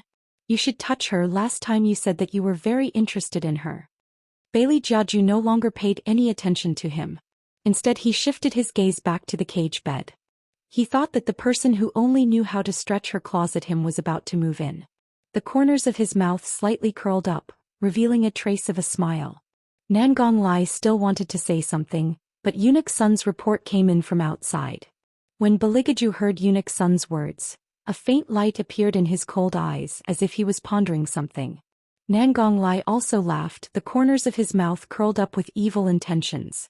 He was indeed worthy of being their boss. He even had such a way to deal with the people around Aju. In his opinion, things would definitely be interesting later on. He really wanted to follow them to watch the show, but before Aju left, he actually threw all the tasks to him. Why was he always the one who had to work so hard? Nan Gonglai took the seal and stamped it one by one with resentment. Suddenly his eyes lit up. Speaking of which, Aju is about to get married. As a good friend for so many years, how can I not give him a big gift? Young Master Lai, you better not provoke His Highness anymore. The little attendant beside Nan Gonglai thought to himself. His Highness is in a good mood recently. He didn't kick you, but you can't always be so reckless. Nan Gonglai smiled wickedly at the little attendant. What's wrong? Do you feel sorry for your master? My master now is you. The little attendant lowered her eyes and her long eyelashes fell down. It was not difficult to see her true gender. Nan Gonglai smiled coldly. It's good that you can recognize your identity. The little attendant did not speak. Nan Gonglai held his chin and said in a deep voice, Don't worry, Aju will definitely like the gift I give him. As he said, he reached out and trapped the little attendant on the desk. For example, what you used on me, I will use it on Hellion Vivian. What do you think? The little attendant bit her lips. What? Nan Gonglai reached out and pushed her long hair away. Where did your courage go? You dare to go to my bed, but you don't dare to look at me? The little attendant's face was hot, but her eyes were firm. This matter has nothing to do with His Highness and the princess. It's my own fault. You also know that it's your fault. Nan Gonglai reached out and lifted her chin. His tone was cold. Then don't talk too much. The little attendant did not want to cause any unhappiness between Master Lai and His Highness because of her fault. If only she did not like the person in front of her. She knew that the prodigy priest was unattainable, but she still had thoughts that she should not have. The little attendant sighed in her heart as she stared fixedly at Qin Wentian. It was because she wanted him too much that their relationship had entered a dead end. It was all her fault. What are you thinking about? Do you think it's better to stay with me than with Aju? Nangong Lai sneered and leaned over, biting the little attendant's lips directly. At dusk, in a corner of the academy, Hellion Vivian was lying lazily on the grass, basking in the sun, and her face was covered with an ancient book. She realized that someone was coming over. She did not move. She was too lazy to get up, so she simply listened to the sound. "Your Highness, why are you here? This is against the rules." Her skirt flashed, and her black hair bloomed in front of Beligaju like a flower. There was obvious surprise and joy on her gorgeous little face. Beligaju turned his head and glanced at her. His eyes were extremely cold. Heiju was stunned, and there was a lot of chill in her heart. She did not dare to speak more and directly lowered her eyes. "Shadow, take her away." Bailey Jiaju's voice didn't seem to have any ripples, indifferent as usual. Heiju's expression was stiff in an instant, and she looked at Beligaju in disbelief. She did not expect that His Highness would punish her like this for such a woman. And Ying did not care about her expression and took her away as usual. He took the thorny wooden stick and sighed slightly. "Heiju, since His Highness has agreed to choose the princess, no matter why he chose her, she must be treated with respect. It's you who broke the rules." Heiju gritted her teeth and endured the punishment of the stick. Her eyes were poisonous. She did not believe that when her sister came back, that ugly woman could still be the princess. Her sister was the rightful owner. This ugly woman was just a chess piece of His Highness. A long wind blew and Hellion Vivian listened to the sound and was about to get up. Unexpectedly, someone was lying next to her. The man's breath hit her in the face, with a noble sandalwood scent lingering in her nose. It smelled very good. Hellion Vivian opened her eyes and reached out to take the ancient book off her face. She looked sideways and saw those bewitching thin lips only a few centimeters away from her. Hellion Vivian's first reaction was, "Did His Highness's mysophobia get cured? Why are you looking at me like that? Didn't you send someone to find me, saying that you have something to discuss with me?" Beligaju tilted his head. His long black hair and the way he curved his thin lips made her heart itch. Hellion Vivian thought, "That's because I don't like the person you sent, so I wanted you to take her away. Who would have thought that you would come in person?" Mini Theater. Beligaju. "If I didn't come in person, what would I do? Don't forget, this is our wedding night." Hellion Vivian. "Didn't you say that you like men?" Flips table. Chapter 253. Yes, there is something. Hellion Vivian sat up and put some distance between the two of them, but it's not a big deal. I just want to tell you that I have prepared the dowry. Beligaju raised the corner of his mouth playfully. "Oh? It's not something valuable. I made it myself." Hellion Vivian directly handed the things over, thought for a while and said, "How about I give you a few more silver cards of profound heaven?" Beligaju looked at her coldly. "Do you think I lack that kind of thing?" Hellion Vivian thought about it and stopped talking. It was a little difficult to prepare a dowry for the royal. This person really didn't seem to lack anything. Ordinary things couldn't be taken out, so she had to do it herself. It seemed that she had to work hard to earn money in the future. Later on she could be like a certain highness, throwing out a betrothal gift, and there was no way to get a dowry in return. 12 boxes of gold, it was indeed too much. Why isn't your name engraved on it? Beligaju played with the little thing in his hand and said lazily. Hellion Vivian heard for the first time that her name was engraved on the dowry. She wondered, "This is made of metal, how do you engrave it?" "The gold cards of profound heaven are also made of metal, but your name is engraved on it." Hellion Vivian intuitively felt Beligaju's smile turn cold. She didn't understand why. "Then give me the thing, I'll engrave it." Hellion Vivian reached out and wanted to take the thing back. Beligaju glanced at her. "What is given to me is mine. On the day of the wedding, I'll let you engrave it when you have the chance." On the day of the wedding? Let her engrave it? This was definitely an excuse for the royal to escape from the wedding night. Hellion Vivian smiled, she understood. "Hey, you keep it first. When I'm done with the bullets, it will be complete." In fact, the most difficult part was the bullets. She was still trying. Hellion Vivian stretched her waist. The curve of her waist was very beautiful. Beligaju's eyes paused on her body. His eyes slowly darkened as he said slowly, "How's the wedding dress fitting?" "Wedding dress?" Hellion Vivian raised her eyebrows and said indifferently, "I haven't tried it on yet. I'll just wear it when the time comes." Strike. Although Beligaju was elegant and indolent, The dominance in his bones remained unchanged. He turned his head and ordered, "Bring the princess's wedding dress over." Yes. When the wedding dress was presented, Hellion Vivian found out that the royal family's betrothal gift included a set of wedding dress with dark embroidery patterns. The craftsmanship of the wedding dress was very exquisite. The extremely luxurious long dress was embroidered with large roses. The cuffs were outlined with gold. It was different from other wedding dresses. It was more extraordinary.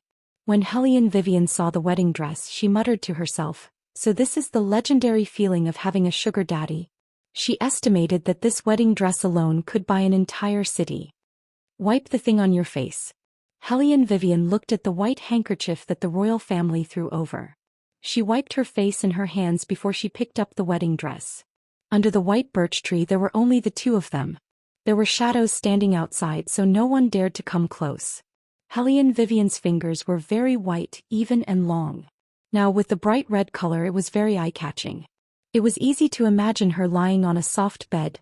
Beligaju's eyes darkened. He suddenly reached out and grabbed her wrist. Hellion Vivian looked at him in confusion. Beligaju lifted the wedding dress that was dragging on the ground. Under the silver mask his long and thick eyelashes were half closed. His tall nose made him look very handsome at this time. Hellion Vivian didn't expect that a certain highness would help her. She smiled and said, "This wedding dress is a bit big." "Yes." Beligaju held her wrist with his palm facing up. Hellion Vivian's fingers gently rested on his wrist. The two of them held the wedding dress together. Uneasily, her fingertips brushed against his slightly cold skin. Hellion Vivian could feel a slight friction on the back of her hand. She didn't know if it was his robe or his hand. Her face was very close to him. She could smell a faint cold breath. Hellion Vivian thought about it and said, "I'll just put it on." If he didn't leave, she couldn't change.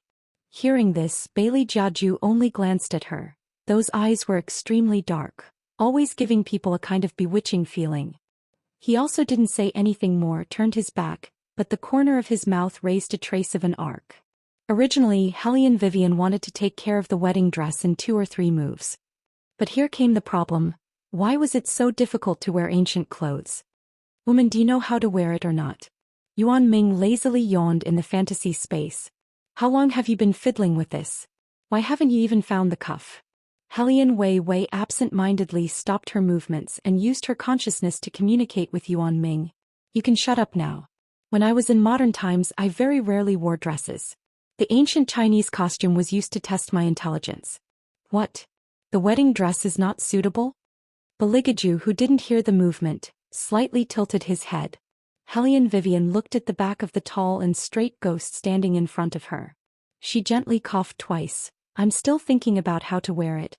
Beligaju didn't say anything. Hellion Vivian continued, "Let's wait until the wedding day to wear it." As she spoke, Hellion Wei wanted to tear off the wedding dress that was only half covered. But unexpectedly, halfway through, her fingers were pressed down by someone. Hellion Vivian saw the tall and straight figure bend forward slightly. It looked like he was going to help her put on the wedding dress. "Give me your left hand. This wedding dress is too complicated. The sleeves are layered on top of each other. There are crystals inlaid at the bottom. I'm afraid that I will tear the wedding dress with brute force." Hellion Vivian felt that it was necessary to explain why she didn't know how to wear ancient clothes. Otherwise, if His Highness thought that her intelligence was too low, it wouldn't be good. This would affect their future cooperation. Beligaju looked at her indifferently. There was a very calm understanding in his eyes. "Why are you so calm? What do you mean by understanding?" Hellion Vivian cursed in her heart. But she didn't know how stunning she was at this moment. She, who had regained her true appearance, was already very beautiful. At this moment her white cheeks were a little rosy. Her fiery red robe was as smooth as silk. Under the dusk she had a porcelain beauty. Half of her long black hair fluttered gently on the wedding dress, while the other half snaked down her straight back. She looked very beautiful. Beligaju looked at the girl who was still talking. Because she lowered her head to tidy up the wedding dress, her jet black hair fell slightly. Because of this, her white neck was drawn into a delicate curve. Beligaju inexplicably felt that this posture was very seductive. Chapter 254. Close your eyes. The man's indifferent and noble voice sounded in her ear. Hellion Vivian thought he was going to do something and raised her head. Beligaju lowered his eyes and reached out to cover half of her face with the silk wedding dress. Then he looked at Hellion Wei Wei's long eyelashes as well as the mole under her eyelashes and smiled gently at her. What was that? Hellion Vivian blinked her eyes in confusion. At that moment, Beligaju suddenly leaned over and kissed Hellion Vivian's lips through the wedding dress. Hellion Vivian's entire body froze. Her nose was filled with the unique softness of silk, but through the silk, along with Beligaju's inhalation and exhalation, there was indeed Beligaju's personal cold breath. She looked at the other party's excessively beautiful eyes and suddenly had the illusion that her thoughts were stagnant. What the hell was this? Adapt in advance. After Beligaju finished kissing, he stood up straight. His expression was calm as if he wasn't the one who had just kissed her. However, no one knew that at that moment what he wanted to do was more than just kiss her. Hellion Vivian chuckled. I'll have to trouble your highness to tell me when you're adapting in advance in the future, so that I can give you something thicker to isolate you. How many germs did she have on her body that he still had to kiss her through the wedding dress? But this was also very safe. Once again it proved that their previous cooperation was indeed perfect. Hellion Wei Wei smiled craftily. How could she have known that His Highness's preference was precisely this type of thing? It wasn't because he was obsessed with cleanliness. Even adapting in advance was merely an excuse. It was precisely because he was clear about her temperament that he didn't act rashly and alert her, especially when they were about to get married. Knight Murong Manor. In this martial chi competition, the retired emperor cut off half of the lines that we had previously buried. If it weren't for the help of that unscrupulous bastard, we wouldn't be so passive. Father, that servant girl, it's time for her to come out. The person who said this was none other than the current empress. King Murong's eyes darkened. Now is not the time. Does father mean that Bengong should continue to wait? The empress's long nails dug into the white handkerchief. If we wait any longer, that vile spawn will really get married. At that time, in less than a year, the retired emperor will let the emperor pass the throne to that vile spawn. Murong Wang looked at her and said meaningfully, that's why we have to wait until he gets married. In the past, that Hellion Vivian was just a good-for-nothing. Looking at the current situation, she is not someone to be trifled with. Would she allow someone to enter? Based on her looks, even if she was in the limelight now, she would still feel inferior in her heart. In addition, the third prince was not willing to marry her in the first place. He was only doing this to appease the retired emperor. Right now, those two people seem to have nothing to do with each other. For the time being, they can coexist peacefully. Even the third prince is a little interested in her. At that time, when that servant girl appears, the third prince will definitely feel that she is an eyesore. The first thing he will do is to kick her out and find another first consort. A woman's jealousy is the most frightening. In order to stay, Hellion Vivian will definitely do anything. At that time we will also have a chance. Servant girl? What servant girl? Murong Chongfeng frowned. Father, you're saying that the reason the imperial family is marrying Hellion Vivian now is because of that servant girl? King Murong smiled shrewdly. Chongfeng, you are still young. This matter can only be seen by us, the older generation of officials. The reason the third prince married Hellion Vivian in such a high-profile manner is only to use her. Otherwise, why do you think he would choose Hellion Vivian? It is only so that he can easily kick her away in the future. Murong Chongfeng already couldn't hear clearly what his father was saying. His heart only sank. Perhaps to Hellion Vivian he was a bastard. But the third prince was also a bastard. Moreover, the third prince didn't understand her. That person absolutely wouldn't allow her husband to have an unclear relationship with another woman. If that kind of thing happened, she would leave very decisively. Just like how she didn't give him any face at all. The third prince's big wedding was approaching. This also meant that the court would become very turbulent during this period of time. There were many people who didn't want this big wedding to be completed. And there were also countless people who specially came for this big wedding. Thus, Hellion Vivian had just put the wedding dress back and restored her usual makeup. Just then she saw a little bald head walking over from a distance. In his hand was a wooden stick looking at her seriously. Hellion Vivian raised her eyebrows and was just about to ask something. Little seventh prince opened his mouth and said a few words like a tiger. Hello, imperial sister-in-law. Imperial sister-in-law? Hellion Wei Wei was a little shocked by the way he addressed her. The little one looked up like a little adult. Where is my third brother? That cool and arrogant look made Hellion Vivian just want to hug him and rub his head. Looking for me? Beligaju walked out from inside. He glanced at Hellion Vivian's eyes and then glanced at the little bald head.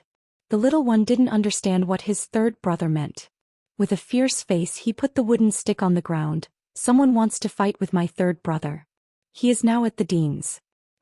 I know. Bailey Jiaju's voice was faint as he responded. He walked forward a few steps, then turned his head and said, "Let someone carry you. With your short legs you walk too slowly." The little seventh prince stared blankly at his short and thick legs. His little mouth twitched in puzzlement. His legs were indeed short, but he wasn't slow at all. He knew Qinggong. Moreover, when he was 4 years old, his third brother held an ancient book and supported his chin. He told him in a lazy voice that as a man he couldn't always be carried. So at that time he walked behind his third brother like this. Why did his third brother suddenly want someone to carry him now? Puzzled, little seventh prince and Bailey Jiaju exchanged glances, only to see that his gaze had fallen upon Hellion Wei Wei. He immediately understood what his third brother meant. He ran in front of Hellion Vivian and stretched out his little hand. His face was still a little shy. After all, men and women shouldn't be so close. Imperial sister-in-law, can you carry me for a while? Of course. Hellion Vivian couldn't ask for more. She bent down and picked the little one up. She smiled faintly. You can come to me to carry you in the future.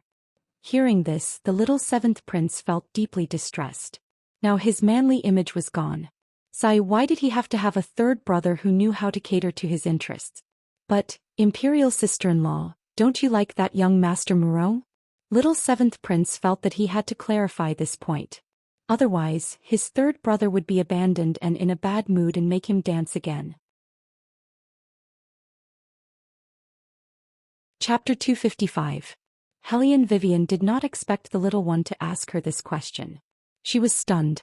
When she looked up, she found that His Highness was looking at her with deep eyes, as if he was also waiting for her answer. I was blind at that time. Everyone in the capital knew that she had pursued Murong Chongfeng. It would be too fake to say that she had never liked him. The little one raised his eyebrows. Then do you want to do it now? Beligaju's fingers paused in the middle of tidying his clothes. Now? Hellion Vivian blew on the little one's eyes. Why don't you ask your third brother who he likes now? The little one choked. He looked left and right with his big eyes. You're not talking? Hellion Vivian smiled and leaned close to the little one's ear. I'll tell you a secret. I'm more difficult to deal with than your third brother, so don't gossip about me. Also, I have a bag of spiced beef in my room. I'll give it to you later. The little one's eyes lit up. He leaned in her arms and said, yes, yes. Then he asked, sister-in-law, can you cook? Yes. Hellion Vivian walked forward and answered the little one's questions. It was obvious that she liked the little seventh prince very much. The little one thought for a while and said, then don't marry third brother. Marry me. Hellion Vivian was speechless. I think you want to dance naked again. Beligaju took the little bald head out of Hellion Vivian's arms with one hand as if he was leading a kitten. He let the little one's 2 short legs dangle in the air. His voice was cold. The little bald head clenched his fist. Third brother, you can't always treat me like this. It will affect the prestige of the royal family. The dean said that I can't always dance naked. I'll be laughed at when I grow up. You're the one being laughed at, not me. Beligaju said slowly and reached out his hand. The little one shielded his butt and said with a pair of round eyes, I was wrong. What's wrong? Beligaju stopped. The little one snorted. I shouldn't have listened to lie. Women are like clothes and brothers are like hands and feet. It's all a lie. Hellion Vivian looked at the adult and child in front of her and laughed. The man and the little one turned around at the same time and looked at her from the side. The way they raised the corners of their lips was very similar. You guys continue. Hellion Vivian coughed softly. Not far away, a beautiful young man walked over with a murderous aura. His face was even more exquisite than a woman's. Imperial brother, I've been waiting for you. If I don't beat you until you're looking for your teeth on the ground and wash away my previous humiliation, I'll write my name backwards. Beligaju looked at him slowly and said in an indifferent tone, then you can write it in reverse. The obvious perfunctory reply made the beautiful young man jump up in anger. Imperial brother, don't be so stubborn. This time in order to defeat you I've accepted a treasure. You'll know how powerful I am in a moment. After saying that, a whirlwind appeared behind the beautiful young man. In the rolling black waves, a silver wolf appeared in the air and pounced towards Beligaju. The beautiful young man laughed. Imperial brother, now you know how powerful I am. My silver was contracted in the spirit forest. It's different from other mythological beasts. Other than me it's not afraid of anyone. The shadow of the tree swayed. Beligaju didn't move at all. He only looked at the silver wolf that was pouncing towards him and narrowed his dark eyes dangerously. It was as if he could see light. The silver wolf hurriedly came to a stop. Then, step by step he retreated back to where he came from. Hellion Vivian. What happened to not being afraid of anyone? The beautiful young man was also dumbfounded. He hugged the trembling silver wolf, his large eyes red. Silver, what's wrong with you, Silver? Poor little silver wolf. As soon as it left the forest, it met someone it shouldn't have met. Yuan Ming's voice rang in Hellion Vivian's ears. How much of a shadow will this bring to its future cultivation?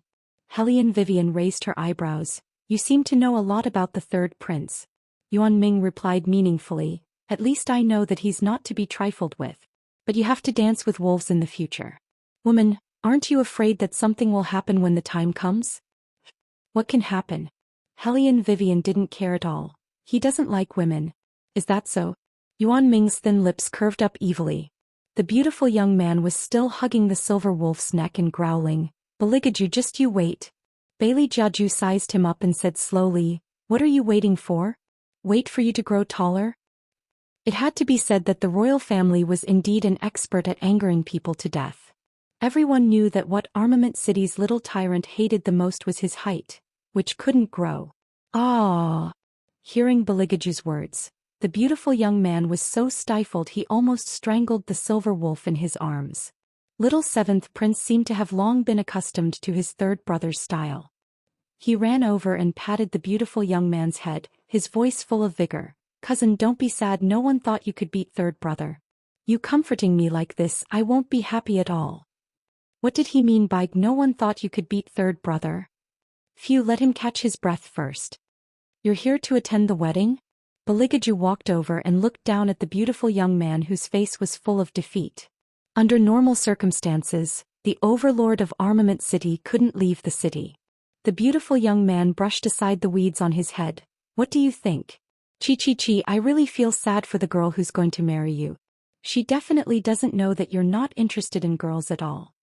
Hellion Vivian originally wanted to be a wallflower, but after hearing the beautiful young man's words she lightly smiled and shook his hand. Brother, I know, fuck, how could she be his partner? The beautiful young man was slightly at a loss. She agreed to marry his royal brother like this. There must be some secret that couldn't be seen. Beligaju looked at the two people who appreciated each other, coldly laughed and strolled over. Since you're already here, how much do you plan to give as a gift? The beautiful young man was shocked. Did he say he wanted to give as a gift? The main reason he came this time was to mock his royal brother for being forced into a marriage. Have you ever seen an expert come for revenge and give a gift to the head of his sworn enemy? Could it be that his royal brother had already forgotten how he made him swallow the foot-binding cloth last time? You still want a gift? Humph. No. Oh. Beligaju slightly raised his eyebrows. I see that the clothes you're wearing aren't bad. That's right. I used the best golden silk to make this. It's warm in the winter and cool in the summer, and it can even defend against magical beasts. Speaking of his clothes, the beautiful young man was very proud to show off. However, Beligaju's following words made the smile at the corner of his mouth fiercely stiffen. Qilin, strip him naked and use his clothes as a gift. Chapter 256. What the fuck? What did he just hear? The beautiful young man looked at the red-haired man who gradually appeared. It was too late for him to grab the silver wolf and run. Fortunately, Fire Qilin still had a conscience and knew to give him a pair of underwear. But this was too much. How could he go back? This was the White Academy where people came and went. Young master. When the people from Armament City rushed over, they saw their own arrogant and overbearing master squatting in the underbrush with a flushed face. being pointed at and gossiped by countless female students passing by. There were even some female students who directly screamed and turned around to leave, not forgetting to curse when they turned around. Rogue. That shadow guard swallowed his saliva and called again, "Young master." The beautiful young man's angry face was even more stunning than usual. He took the robe handed over by his subordinate and draped it over his body. It was as red as fire. His eyes slightly darkened. "Shut up." "Yes."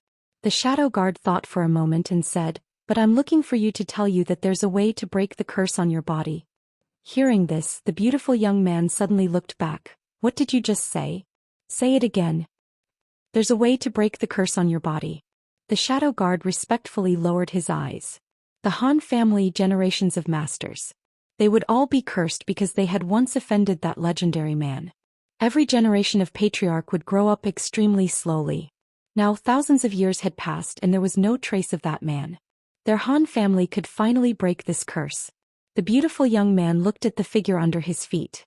His long sleeves slightly floated and the corner of his mouth hooked up into a cool smile. The tip of his tongue licked his thin lips. "Then what are we waiting for? I really can't wait to see if I'm more powerful or royal brother when we become adults." Pitter-patter. The sudden raindrops pitter-patter hit the wooden window. Since returning from the martial chi competition, the Hellion Jiaoer had shut herself in the room and didn't even go out. She would make a fuss once or twice every day, and no servant dared to go in to serve her. Su Yenemo saw this and her heart ached. "Jiao, you have to eat something." "I can't eat." When the Hellion Jiaoer saw Su Yenemo, she clenched her fists and punched the wooden bed. "Mother, why did the royal family choose that little bitch? That little bitch isn't even 1/100th of my looks. What is His Highness thinking?" Su Yenemo caressed her beloved daughter's long hair and said with a sinister look in her eyes, "The third prince needs a princess consort to shut the mouths of the ministers. That little bastard is just lucky to be used as a pawn by the third prince. However, with her looks, the third prince will not be sincere to her. Then why did His Highness betroth me to a eunuch? I can't accept this. I should be the one marrying into the imperial palace." Su Yenemo looked at her beloved daughter's red eyes and said in a gloomy voice, "Jiao, don't worry.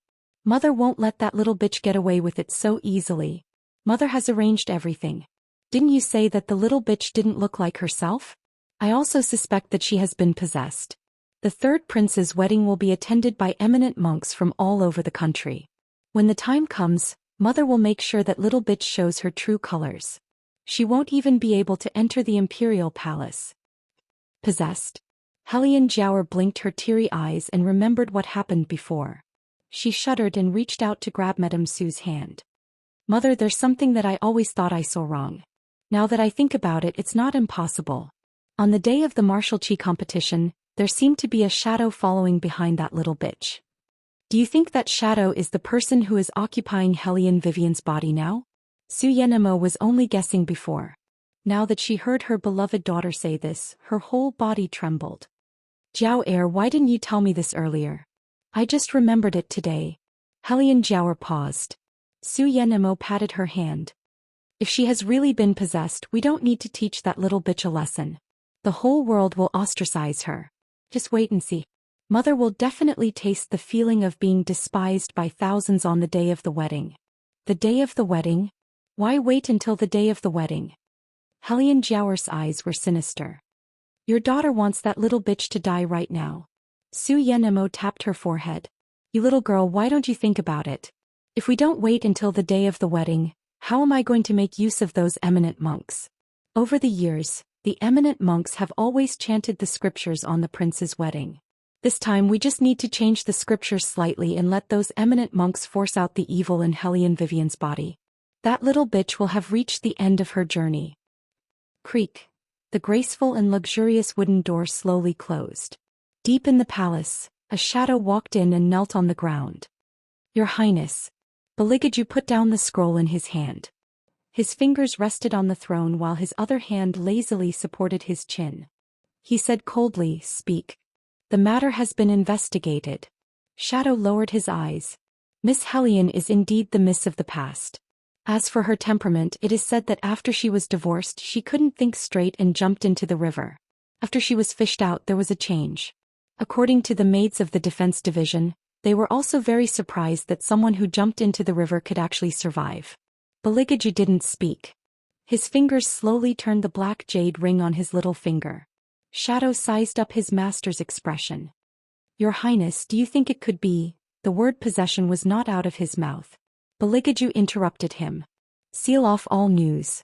I don't want anyone to know about this matter, including the retired emperor. Yes. Shadow lowered his head, but he was faintly uneasy. Beligaju raised his eyes. Go investigate again. Find out who is paying attention to this matter. After you find out, directly cut off their source. This subordinate obeys. Shadow retreated, but his eyebrows were wrinkled. What did His Highness mean? Did he want to conceal this matter for the miss? But the imperial family couldn't allow someone to be possessed, let alone marry into the imperial palace. His Highness, what was he thinking, Walala? A cool breeze blew. Hellion Vivian sat on the edge of the bronze mirror, her eyes shining. These days she clearly felt that someone was investigating her. Even profound heavens had people mixed in. This made Hellion Vivian have a strong premonition that someone was beginning to suspect her. However, Hellion Vivian had always been that kind of person. She didn't cause trouble, but when trouble came, she wasn't afraid of trouble. It's just that in the Dragon War Empire, there was no leeway to deal with possession. The imperial family was extremely disgusted with this kind of person. They would always treat people as monsters. Hellion Vivian found it hard to imagine. If she told His Highness that she was an arms tycoon from a few thousand years in the future, would His Highness directly enforce justice on behalf of the heavens and punish her? Chapter 257. No, with His Highness's temperament he would not stain his hands with blood. Perhaps he would hand her over to the country or something. Woman, what are you doing? Yuan Ming looked at Hellion Vivian puzzledly. It was just a wedding, did she have to carry a dagger all over her body? Hellion Vivian smiled. Of course, it's self-defense. With your current level of martial qi, who are you afraid of hurting you? Yuan Ming raised his eyebrows. Hellion Vivian lazily picked up the teacup and took a sip. I'm not afraid, I'll just stab whoever dares to stab me. You're saying that someone will cause trouble for the wedding? Yuan Ming smirked. Then he really has eyes but can't see. Hellion Vivian smiled playfully. Wasn't he blind? Checking her like this, did he think that he wouldn't notice? It was just that she was not sure what Su Yenimo wanted to do with her. But, Yuan Ming narrowed his eyes. Woman, you better be careful. If people find out that you chose to be a demon cultivator, you will definitely be expelled from the Dragon War Empire. At that time, it will be difficult for you to take back the Hellion family. I know. Hellion Vivian smiled. So, I've thought of a way out in advance. This is the way out that you were talking about?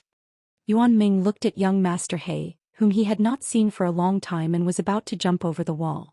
He really did not understand what logic this was. Hellion Vivian ignored Yuan Ming and looked at He Zhe. What I asked you to do, how is it going? Of course it's done. He Zhe smiled and patted the fallen leaves on his shoulder. But what's the matter with you? Don't you want to stay in the palace after marrying the third prince? Hellion Wei Wei smiled. Even if I don't want to stay, I still have to stay for more than a month. It's just that after more than a month, my matters will be more or less settled. I really have no interest in staying in an imperial palace that eats people without spitting out the bones. Will the third prince allow you to do this? He eyes was very doubtful. Hellion Vivian raised her eyebrows. We've discussed this before. It's not a problem. All right then. He eyes still frowned. But why do you want to change your identity? Because at that time, there would definitely be people who would investigate her thoroughly. No matter how powerful she was, she would not be able to withstand being treated as a monster and used as a barbecue. To start afresh. Hellion Vivian smiled faintly. My main purpose is to take revenge, and the third prince's purpose is to deal with the retired emperor. After this matter is over, I will change my identity and be free and unfettered. It will be more comfortable. Hellion Vivian was speaking the truth. She didn't plan to stay in the palace forever. It wasn't as interesting as building a machine gun squad. However, she couldn't overdo it. Otherwise, people would be able to tell that she wasn't a flaw of this world. Before she could avenge her family, she had to take root in the imperial palace. Not only did it have to germinate, but it also had to secretly help Beligaju obtain that supreme position. Because that was their engagement. Hei's eyes lit up as if he was relieved. It's good that you can think like this. He was worried that she would fall too deep and it would not be easy to clean up when the time came. One had to know that that woman would be back very soon. At that time, how could there still be a place for Hellion Vivian in the Imperial Palace? Hellion Vivian keenly sensed that there was a hidden meaning in his words. What do you mean by that? Hei's was just about to open his mouth. A roar came from the other side of the wall. Where's that stinking brat? Where did he run off to be free and unfettered? Hei's expression changed. He pressed his forehead as if he was having a headache. I'm leaving first. See you another day. Okay. Hellion Vivian held back her laughter. It was rare to see the overbearing second young master suffer like this. That scene was really too good. Thinking about it, just as she was about to turn around, she heard footsteps behind her. The sound of footsteps on the snow was very obvious. She didn't know if it was because of the strong aura of the person who came, but the night wind blew a little stronger. The coldness was like little snakes drilling into people's collars, freezing their bones. Hellion Vivian couldn't help but shiver. She looked back and saw Beligaju standing at the entrance of the alley. His long robe and cape fluttered in the wind. In the black velvety night, the moonlight shone down from above, casting his shadow on the ground. It was like a cage, as if it was an old piece of clothing taken out from last year, with the surface covered in plush. He looked at her.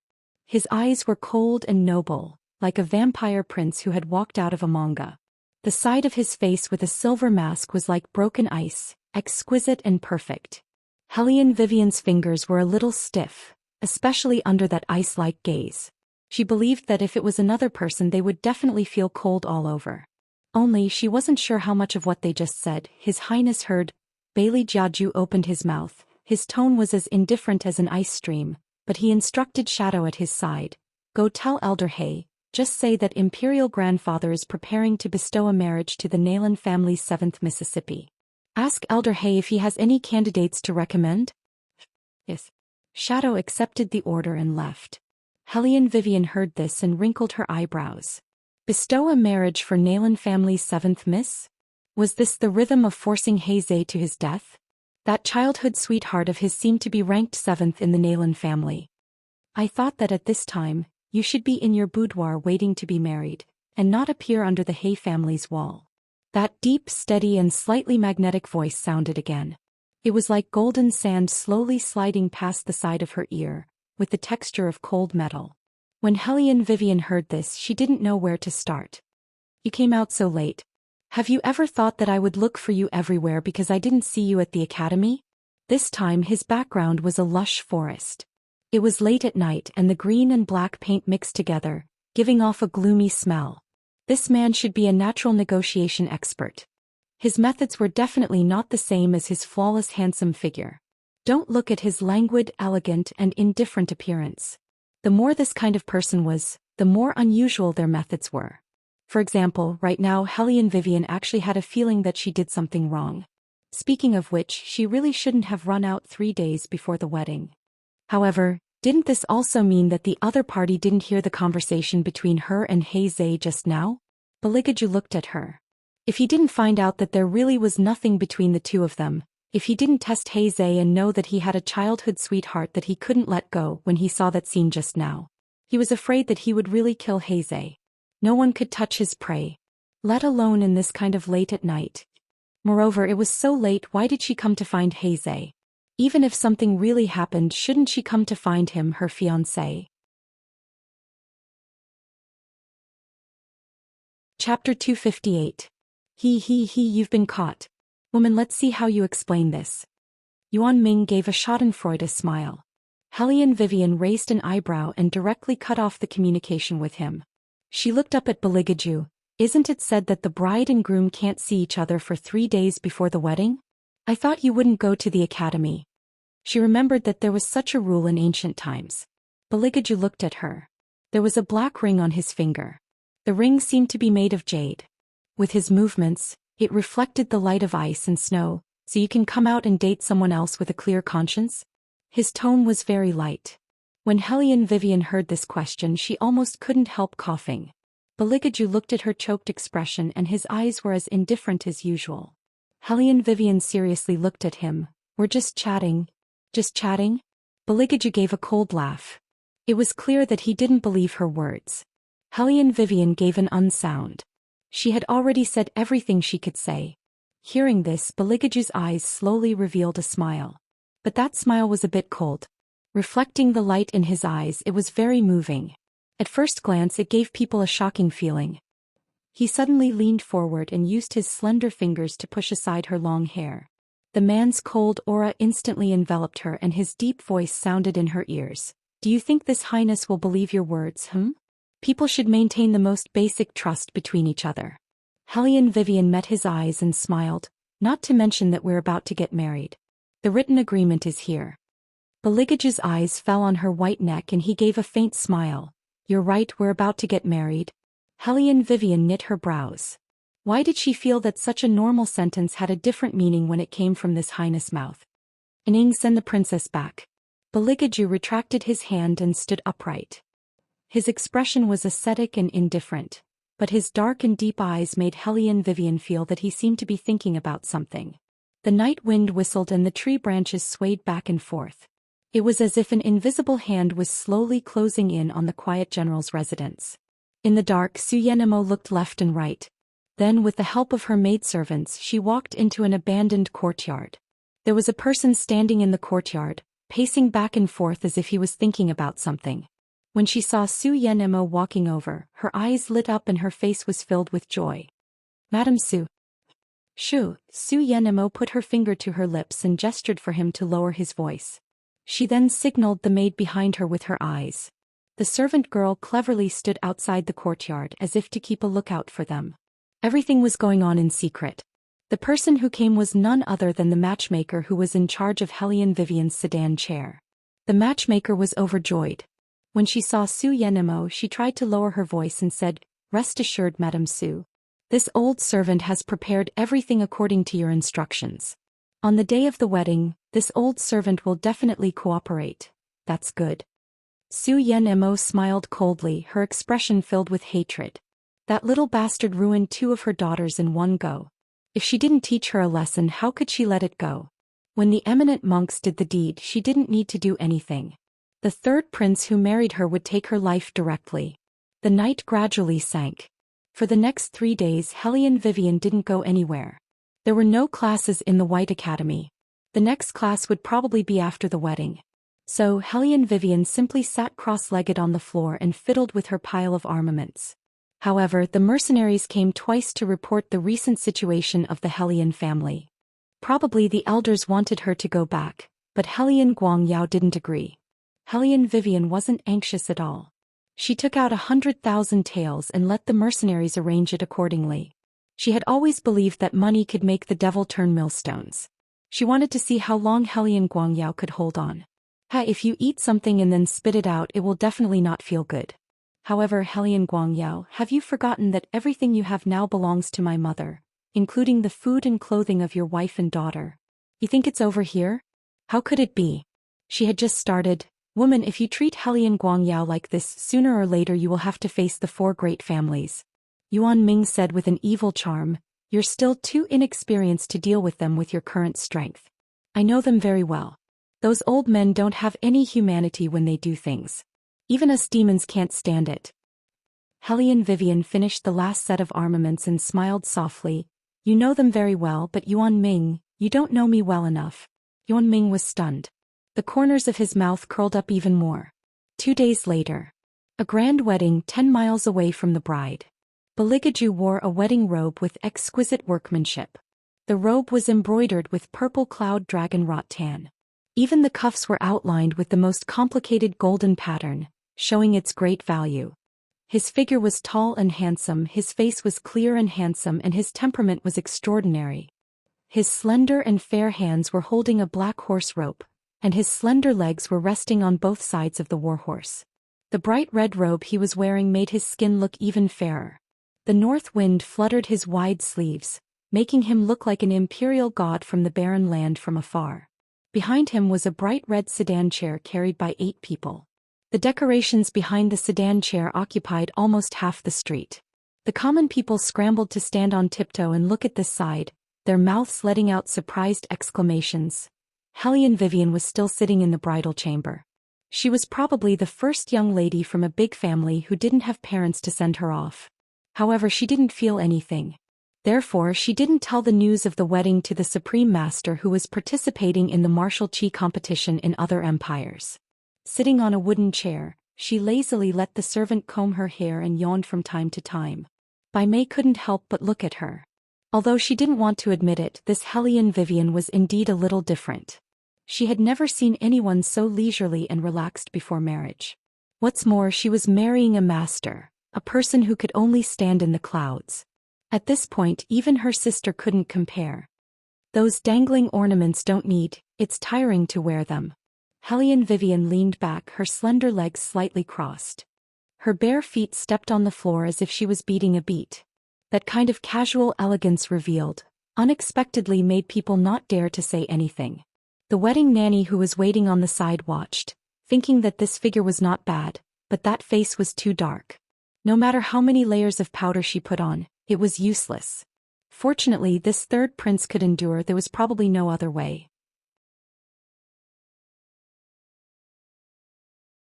Chapter 259. Miss, don't blame me for being talkative. The matchmaker carried the things for her and said, even an ordinary young master has 1 or 2 maids at home. His Highness must have maids by his side. Once you leave home you will be a young lady. You should weigh the pros and cons of this matter. Hearing this, Hellion Vivian smiled slowly. The word serf sounded nice in ancient times. In fact, it was a concubine. The people who were sent to protect her the last time were all jealous. Did they really think that Hellion Vivian didn't know anything? However, the matchmaker chose to say this at this time. Was she deliberately making trouble for her? Hellion Vivian opened her eyes and glanced at the matchmaker. Just a glance made the matchmaker's scalp numb. She took back her hand embarrassedly. It's late. Miss, get on the sedan chair as soon as possible. Hellion Vivian stretched herself. Her toes were dyed red. She stepped on the wooden floor, which made people unable to describe her beauty. Don't follow me. I don't like that face. The matchmaker froze on the spot and her smile tightened. Eldest miss, what did this old woman say to make you unhappy? This old woman can change. It's against the rules to get on the sedan chair without a matchmaker. Hellion Vivian glanced at her and smiled slightly. The matchmaker thought that her chance had come. He still wanted to say something. But Hellion Vivian continued, take her away. Today is a big day. I don't want to hear anyone say that it's against the rules. Yes. The mercenaries flashed away. The matchmaker disappeared in the room. Hellion Vivian's face didn't change. She stretched out her hands and put on the wedding dress. Bai Mei looked at her walking lazily and casually. She thought for a while and said, Princess, His Highness doesn't have a concubine maid. Hellion Vivian turned her face and suddenly smiled. I know.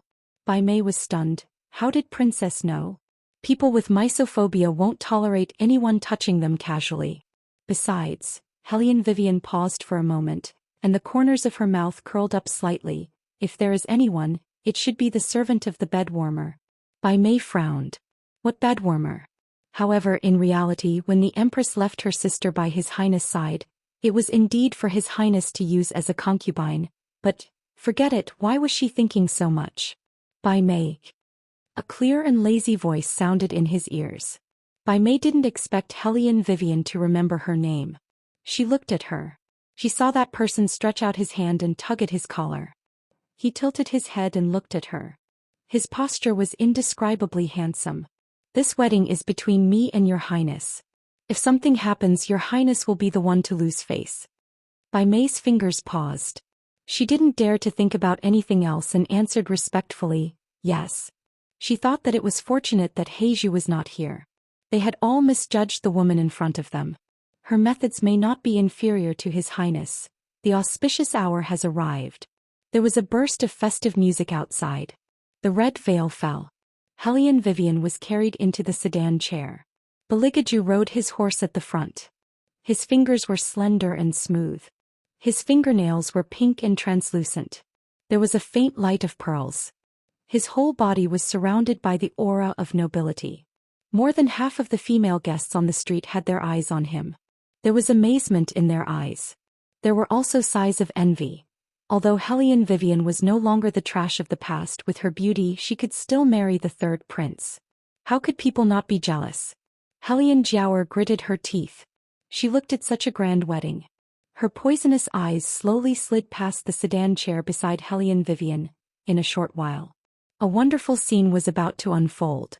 In front of the civil and military officials, she was forced to show her magic. She didn't believe that Hellion Vivian could still live.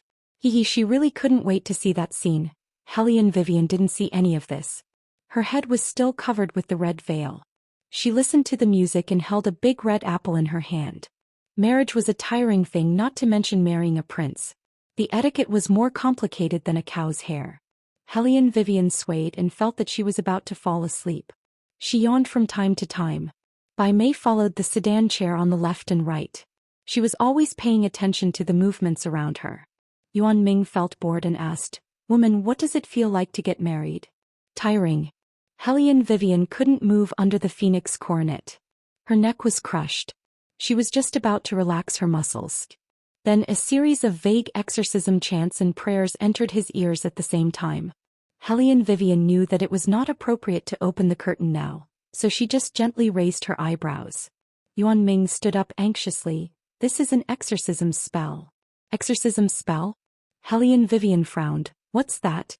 Yuan Ming narrowed his eyes. "I can still resist the incantation to reveal my true form, but when you get out of the palanquin and approach those chanting monks, I will definitely not be able to control myself and reveal my true form, swallowing all of them. Logically speaking, this kind of spell shouldn't be chanted on the day of the wedding." "Woman, you guessed right. There are indeed people who have begun to suspect that you have been possessed. They want to catch you on the day of the wedding." Hellion Vivian didn't say anything. Su Yenmo, who was standing not far away, looked at the sedan chair approaching Xuanwu Gate. She couldn't help but tiptoe. Where was the matchmaker? Where was the matchmaker? The original plan was that the matchmaker would immediately open the curtain and let Hellion Vivian get out of the sedan chair as soon as she heard the chanting. Now that the matchmaker was missing, there was no doubt that there was a flaw in the plan. However, Su Yenmo wasn't worried. That little bastard couldn't hide in the sedan chair for the rest of her life. As long as she got out, even if she was supported by the third prince, her true form would definitely be revealed. "Woman, why don't we just make a scene and completely fall into the devil's path?" Yuan Ming licked his thin lips with the tip of his tongue. In fact, those old monks were quite to his liking. Hellion Vivian took the apple away and said calmly, "Don't ignore the consequences just to eat. I don't want to be demonized." "Then what do we do now? Are you just going to walk out like this?" Yuan Ming's voice had just stopped. He realized that the chanting sound was louder. This kind of sound would definitely affect the owner. Sure enough, when he looked up, Hellion Vivian's forehead was already overflowing with sweat, but her eyes were bright. "Speaking of which, this is also an opportunity," Hellion Vivian said with a smile. "As long as they don't make any trouble today, they won't send people to Wei Zhe World in the future. I also won't have to worry about my identity being discovered one day." Just like what Yuan Ming had said, the crux of the matter was how to get there. She was already tired and sleepy, but she didn't expect that the illusory chanting of sutras could really cause her to feel pain. The feeling of being about to leave her body made her body lean forward slightly. Chapter 260. As if sensing her discomfort, the chanting grew louder. Su Yenmo's face was clearly smug. Hellion Vivian's head was throbbing as she gripped the sedan chair's beam tightly. Hearing the gasps outside the sedan chair, she narrowed her eyes. Before she could react to what was happening, the sedan chair's curtains were suddenly lifted and her entire body was lifted up in a princess carry. The cold sandalwood scent at the tip of her nose seeped into her spleen and lungs. Hellion Vivian didn't need to think to know who it was. However, the royal's action was indeed unexpected. Didn't he dislike others touching him? Moreover, was this in accordance with the rules? Hellion Weiwei listened to the cries of surprise all around and immediately knew what rules and regulations. His Highness had most likely done another world-shocking thing. "Hold on tight." The low voice sounded beside her ear, making her feel a little ticklish. Hellion Vivian raised her eyebrows. Before she could move, she heard him call out faintly through the bridal veil, "Qilin." In an instant, Hellion Vivian only felt a gust of wind blow past. Even though she couldn't see what was in front of her, she could imagine it. The fire Qilin with red fur appeared in front of everyone. Its huge claws pushed against the ground, causing the chanting monks to vomit blood one by one. Although the Qilin was a mythical beast, it came from the demon world. It was said that if it wasn't for that man, no one could make it willingly become a mount. The blood flowing in the fire Qilin's body clashed with the exorcism incantation that the monks were chanting. Its appearance this time. The monks' cultivation would take at least 8 years, if not 10 years. Ever since the fire Qilin appeared, everyone was stunned. The Pantheon Palace. It stood majestically, its claws snaking towards Beligaju's feet as if it was saying, "Master." The elders of the 4 great families were sitting behind the monks. They reached out and pressed on the wooden chairs with such force that it was as if they wanted to crush the chairs. The fire Qilin that they had tried so hard to get was actually obeying the orders of the royal family? When did this happen? Why didn't the spies they planted in the palace report anything? An unprecedented sense of crisis caused them to focus. It was as if a raging fire was burning in their hearts, but they couldn't show it. Beligaju's slightly curly long hair fell vertically along with the cloak. His wine-red wedding robe fluttered, and his slender figure stood tall and straight. Half of his body was fiery red and the other half was pitch black. The rich color difference gave people an indescribable shock.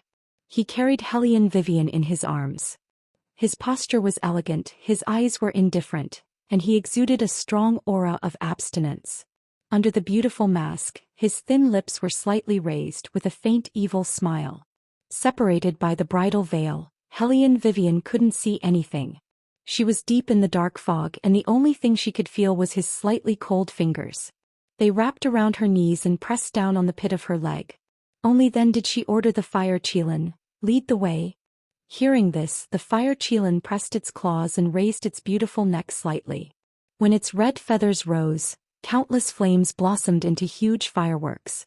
The big bird flew across, shuttling back and forth in the fireworks, raising its head and chirping. This was the real beginning of the wedding.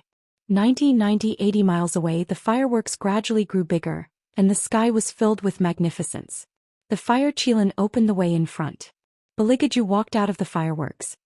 His long hair fluttered in the dark and his footsteps were crisp. It was the sound of the ground being trampled on. His hands were always carrying Hellion Vivian. He was absolutely unrestrained and unrestrained. He was the only one who was favored. This kind of grand wedding made everyone who came to watch the ceremony so stunned that their eyes widened. It was such a luxurious scene. Counting before and after, it had never been seen before in the past 100 years. Everyone wanted to be the woman in his arms.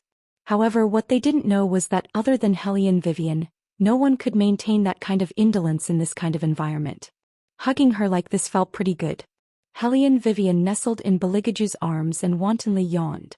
Coupled with the man's cold and ascetic aura, they completely brought out the best in each other. Beligaju didn't think much of it. His long and narrow eyes raised. "Didn't sleep well yesterday?" Hellion Vivian's eyelids sank again in this position. Beligaju's voice was indifferent. "Did you go on a date when I wasn't here again?" Hellion Vivian's fingers stiffened. She was completely awake. Why did this royal family have to mention that? It was as if she had really done something wrong to him. "Oh right, why did you call the fire Qilin out?" Hellion Vivian seemed to have thought of something. Through the bridal veil, she lowered her voice. "Is it really okay to let people know that you have recovered your martial chi?" Beligaju didn't care at all. There's no such thing as good or bad. When Wei Wei heard that tone of voice of his, she knew that the other party didn't put those old men in his eyes at all. Someone who could be this arrogant to this extent in the entire Dragon War Empire, she reckoned that only a certain highness could do so. However, this actually helped her. The appearance of the fire Qilin just happened to suppress the continuation of those Buddhist scriptures. Should it be a coincidence? Hellion Vivian raised her head. She wanted to see Beligaju's expression, but found that she couldn't see anything except the bridal veil. "What are you doing?" Beligaju reached out and stopped her from lifting the bridal veil. Hellion Vivian blinked. "I want to see what they are sighing about. Don't worry, when I was in the sedan I washed my face with tomatoes. Now it's white and clean." "Then I can't let you lift it." Beligaju's eyes deepened. This was his prey.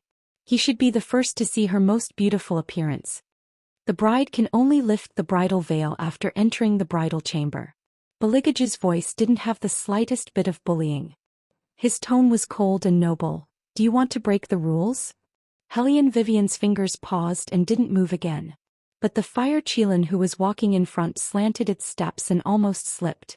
What breaking the rules? Master's too good at pretending. In its opinion, it's just a desire to monopolize. Baligaju raised his eyes and faintly looked at the mythological beast walking in front of him.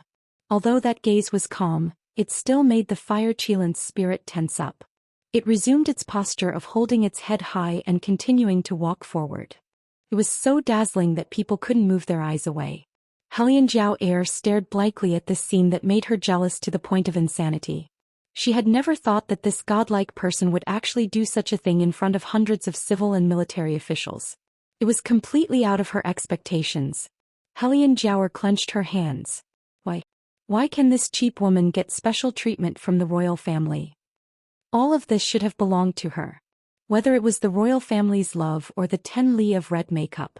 If it wasn't for Hellion Vivian stirring up trouble, she would have been together with the royal family. How could this cheap woman get her turn? Jiao Air.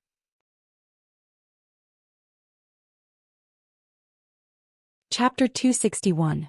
Hellion Jiao regained her senses and saw that Su Yenemo was holding her hand. If it wasn't for this, she might really have rushed forward. The people all around looked at her as if they were looking at a lunatic. That kind of expression made Hellion Jiao Air wish that she could find a hole in the ground to crawl into. Since when did she fall from being a genius that everyone envied to such a state? Hellion Jiao was so angry that her teeth were itching, but she could not do anything to Hellion Vivian. Her eyes were red. Su Yenemo looked at her beloved daughter who had never lost her composure like this before.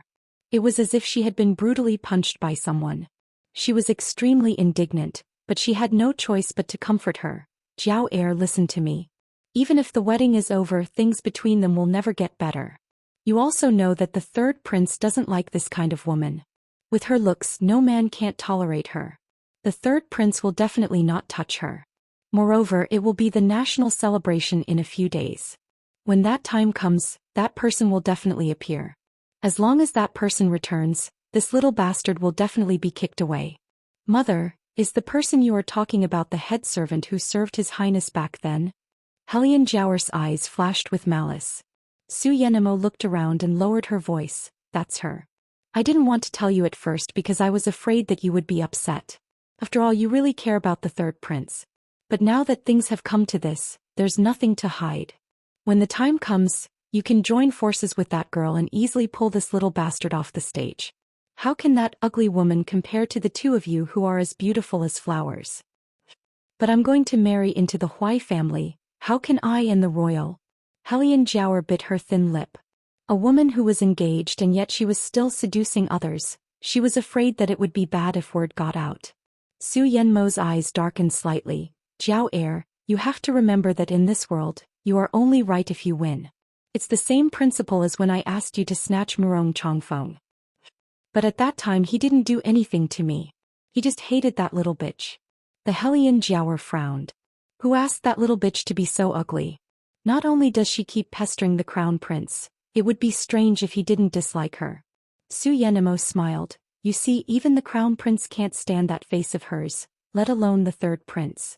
Jiao Air, just you wait, when the time is right I will definitely help you vent your anger. But Bailey Jiaju stepped onto the last step of the white jade stone stairs. All the civil and military officials in the Great Hall were shocked by Bailey Jiaju's action. They subconsciously looked toward the center of the Great Hall. The Emperor and the Empress were sitting there wearing dragon robes and phoenix dresses. They had decent smiles on their faces as they whispered in each other's ears. It was a scene of peace and prosperity. However, when they saw Baligaju walk in, they were slightly stunned. Only the retired emperor laughed heartily while stroking his beard. His bright laughter echoed in the hall.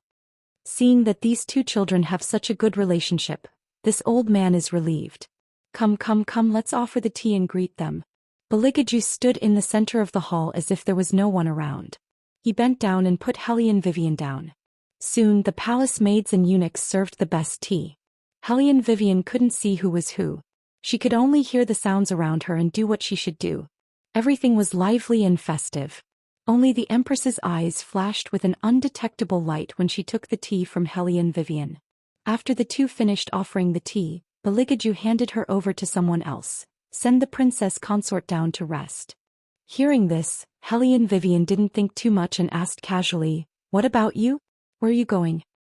"I still want to drink a few more cups with Imperial Grandfather." Speaking to this point, he paused. His deep voice was more pleasant than usual. "Don't worry, I won't make you wait too long." Hellion Vivian raised her beautiful eyebrows. Why did she feel that a certain highness word sounded strange? Fire Qilin stood beside the two. Hearing its master's words, it looked at a certain someone with sympathy. A certain someone was covered with a bridal veil and couldn't tell east from west. She could only let the two servant girls help her down. In the hall after a cup of wine, it was lively and lively. Singing and dancing were celebrating. Nangong Lai played with the wine cup in his hand and moved closer to Beligaju. He put one hand on his shoulder and a wanton smile appeared on his devilishly charming face. "Aju, I didn't expect you to hug a woman. It's really unexpected." "I'll also cut off your hand," Beligaju said faintly. His clear voice was full of demonic coldness. "Do you want to try?" Nangong Lai raised both of his hands at once as if surrendering. "I just feel that you've sunk too deep into the game this time. You actually went to such an extent for a prey. Those people outside can't wait to kill you once a year. Now that you've exposed your martial chi, they definitely won't be able to sit still." "That's even better. My hands are itching anyway." Beligaju thought of those monks today and his pupils suddenly sank. The coldness in his eyes made Nangong Lai's scalp numb. He began to change the topic. "Let's not talk about those old men." He looked at Beligaju and said meaningfully, "I've sent a wedding gift. Tonight you'll definitely be pleasantly surprised." Beligaju faintly swept a glance at him. His face was full of self-restraint and didn't have the slightest expression of interest. Nangong Lai lowered his head and calculated the time. The corners of his mouth slowly rose. He didn't know how Miss Hulien's resistance to drugs was. However, this kind of drug was powerful because it couldn't be forced out by martial chi. He really was their personal little cotton-padded jacket. If he didn't do something special on the wedding night, how could he leave a deep impression? The sun set and the wind outside grew stronger. Hellion Vivian sat in the bridal chamber. The red candles burned high and fresh flowers filled the hall, reflecting the room in red. Hellion Vivian, with her black hair down to her waist, sat in the center. She looked more like a witch who fell into the human world. In the beginning there were people waiting on her. Later Hellion Vivian felt tired of sitting like this and sent all the maids out. There was no one left in the chamber. In any case, she was used to doing everything by herself. Having someone waiting on her made her feel uncomfortable. When the maids left, Hellion Vivian took off the bridal veil and put it on the dressing chair. She lazily sat and began to look around the chamber. It was very in line with the royals' aesthetic. Everywhere was low-key luxury. The pool was made of white marble, the marble floor was transparent, and there were luminous pearls all around. There were very few people waiting on her, but everyone was wearing very clean clothes. Compared to the rich children outside, they all looked more wealthy. On the carved sandalwood round table, there were 2 dragon and phoenix red oil lamps. The wick was burning brightly, and it seemed like there was some kind of fragrance coming from inside. It was faint but very pleasant.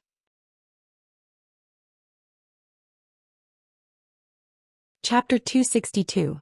There were also a few plates of peanuts and chestnuts on the table. Of course, there was also moonlight wine. Hellion Vivian stood up and poured herself a cup of wine. She then peeled a peanut and put it in her mouth. As she chewed, she took off the phoenix coronet on her head and let her hair fall on her wedding dress. She walked barefoot into the bathroom. Her feet were beautiful and her nails were round and white. She reached out to test the hot water in the tub and found that the temperature was just right. She didn't call for anyone to come in. She took out a balm and rubbed it on her hair. After washing herself clean, she dried her hair with an incense burner. She then walked out and leaned against the carved sandalwood chaise lounge. Her silky black hair fell on her arms. Thinking that the royal family wasn't allowed to come tonight, she took out an ancient scroll to pass the time. She yawned from time to time, looking more and more languid. She wore a cloud skirt with golden edges and a red cotton shawl on her arm. She didn't wear a cumbersome outer robe. She sniffed the fragrance of the incense and planned to sleep. At first it was fine. After all, the palace was very quiet and it was easy to fall asleep. Later on, she didn't know if it was because of the fur lying on the floor. An unfamiliar feeling of trembling slowly rose from her back. A thin layer of sweat soon seeped out of her fair skin. The blood in her veins flowed quickly and her hands and feet felt weak. What's going on? Helian Wei Wei's long, shapely eyebrows had just creased when she heard the noise outside. Your Highness. Bai Mei stood outside the hall. She didn't expect her master to return so early. She knelt on the floor with one knee. Beligage's voice was indifferent as he loosened his collar. His crimson robes didn't reduce his elegance at all. Instead, it added 3 points of elegance and elegance. You can all leave. Bai Mei raised her head and glanced at An Ying nodded at her. The two of them replied respectfully, yes. Helian Vivian wanted to get up, but she didn't have the strength to do so. She simply maintained her lazy posture and raised her eyebrows at Beligaju. She didn't know how attractive she looked at this moment. The corners of her eyes and the tips of her brows were very beautiful. Her pink cheeks were red and her almond-shaped eyes were watery. Bailey Jiaju looked at her and raised his eyebrows. He slowly walked toward her. Helian Vivian also put down the book in her hand, still smiling. I'll sleep here, you sleep on the bed, how about it? Hearing this, Beligaju's eyes turned cold. At this time she still wanted to keep a distance from him. It seemed that she still didn't know what day it was. As she really is a little fox that can't be tamed. Bailey Jiaju curved his thin lips and walked over alone with a smile that was not a smile. No need, I have 2 beds here. Is that so? Helian Vivian felt thirsty and took another sip of tea before saying, why didn't I notice? After we drink the wine I'll show it to you. Beligaju stood straight and his slender fingers slowly unbuttoned his sleeves. That kind of elegant and restrained action. Helian Vivian didn't know why, but she actually had the urge to be in his arms. She shook her head and poured herself another cup of tea. Beligaju looked over and raised his eyebrows. Are you very thirsty? A little. Helian Vivian licked her thin lips. A strange numbness made her unable to help but pull open her clothes, revealing her white skin that was quickly dyed with a layer of seductive red. Beligage's eyes darkened and he stopped his actions. He narrowed his eyes and stared at her, smiling wickedly. Are you seducing this king? Helian Vivian was about to deny it when she suddenly felt the wooden chair shake. Beligaju was already sitting beside her. He lowered his head to look at her and in that pair of dark eyes, there was a faint light. The smell of alcohol on his body was very strong and it seeped into her breath along with a cold aura. The originally clear male bass voice sounded a little hoarse at this moment. Helian Vivian guessed that he must have drunk too much. But this kind of position was clearly too ambiguous. Every cell in her body seemed to feel the aura on his body and then slightly contracted. Vivian gradually couldn't stand that kind of gaze and couldn't help tilting her head. He looked at her, then suddenly reached out and helped her spread her fine black hair out on the pillow. A slight smell of wine blew on Helian Wei Wei's face. It only made that indescribable heat more and more intense. However, Helian Vivian's eyes were still very clear. She was afraid that a certain highness would misunderstand her current actions and it would be detrimental to their future cooperation. She curved her lips and said with a faint smile, I'm just a little hot. Your Highness can let the servants come in and help me get a basin of cold water to wash my face. Didn't you wash your hair already? The cold water is in the clean room. Beligaju said, but he didn't have any intention of moving out of the way. Helian Vivian wasn't in a hurry. She took the book and continued to read. From time to time she would drink a few mouthfuls of herbal tea. She looked like she was saying, you can do what you need to do. Bailey Jiaju took a deep look at her. He also didn't have the habit of doing things before washing up. He reached out and loosened the last button on his outer robe. He casually threw the clothes to one side and strolled into the bathroom. His slender legs stood behind the screen. His leisurely manner actually showed a bit of gentleness. Without the man's breath, Helian Vivian didn't feel so thirsty. Her eyebrows also relaxed a little. That feeling just now made her feel a little uneasy. It was as if she was a person who was walking in the desert and was about to die of thirst, and the royal was the oasis that suddenly appeared. She even wanted to immediately throw herself into his arms to quench her thirst. Fortunately, this feeling wasn't always there. Otherwise, Helian Vivian would really have a headache. However, her hands and feet were still a little weak. She picked up the teacup and took another sip. Suddenly she remembered that in a while she would be able to see the royal take off his mask. The royal had once said that unless one became one of his people, they would be taking off his mask. There would only be two outcomes. One was death, and the other was to enter the palace as a concubine. Now that they had finished the wedding, the royal shouldn't have any scruples. Moreover, he couldn't wear his silver mask when sleeping. As a person who was obsessed with cleanliness, he wouldn't allow that to happen. Just like her, every night before going to bed, she had to wash off the black material on her face before she could sleep peacefully. Otherwise, it would be bad for her skin. Hellion Vivian thought about these things and finally felt a little more normal. She hugged her shawl and wanted to stand up. "Where are you going?" A low and noble voice sounded from behind. Hellion Vivian turned her head and saw that Beligaju had already come out after a simple wash. He was holding a wine pot made of white jade in his hand. Wearing a wedding robe that was as red as fire, he walked in unhurriedly. He was as straight as a knife and his body was tall and slender.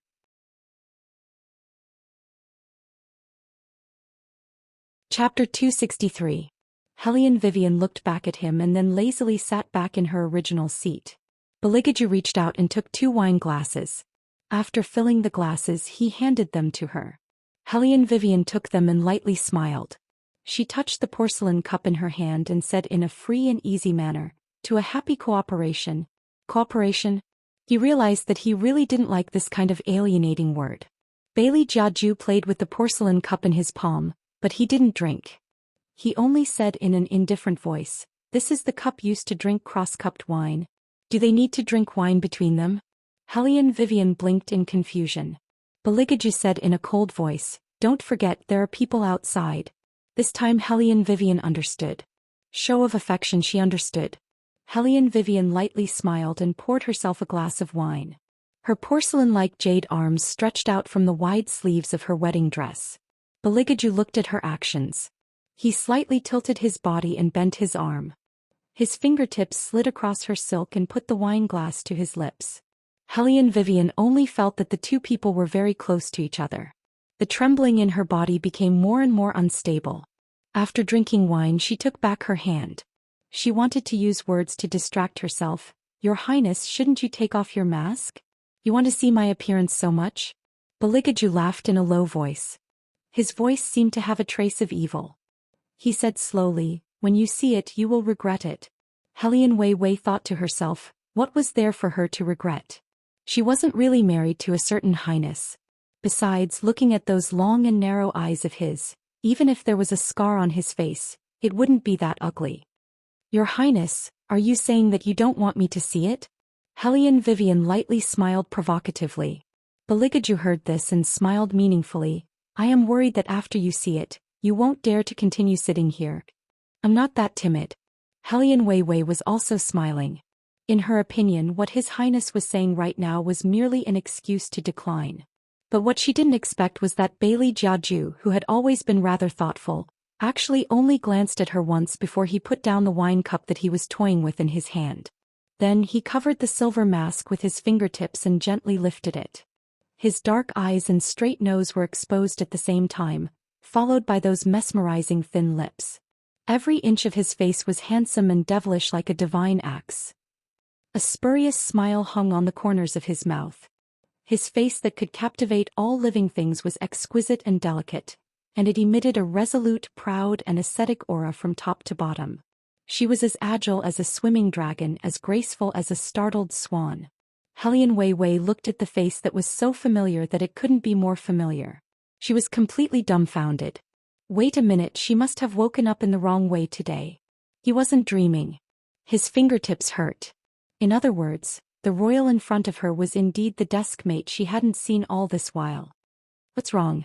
Beligaju reached out his hand and lifted her long hair. "Patron, it's rare to see you like this. Aren't you not afraid?"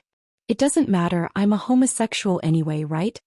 The word gate made Hellion Wei suddenly recall the time when they were still in the academy.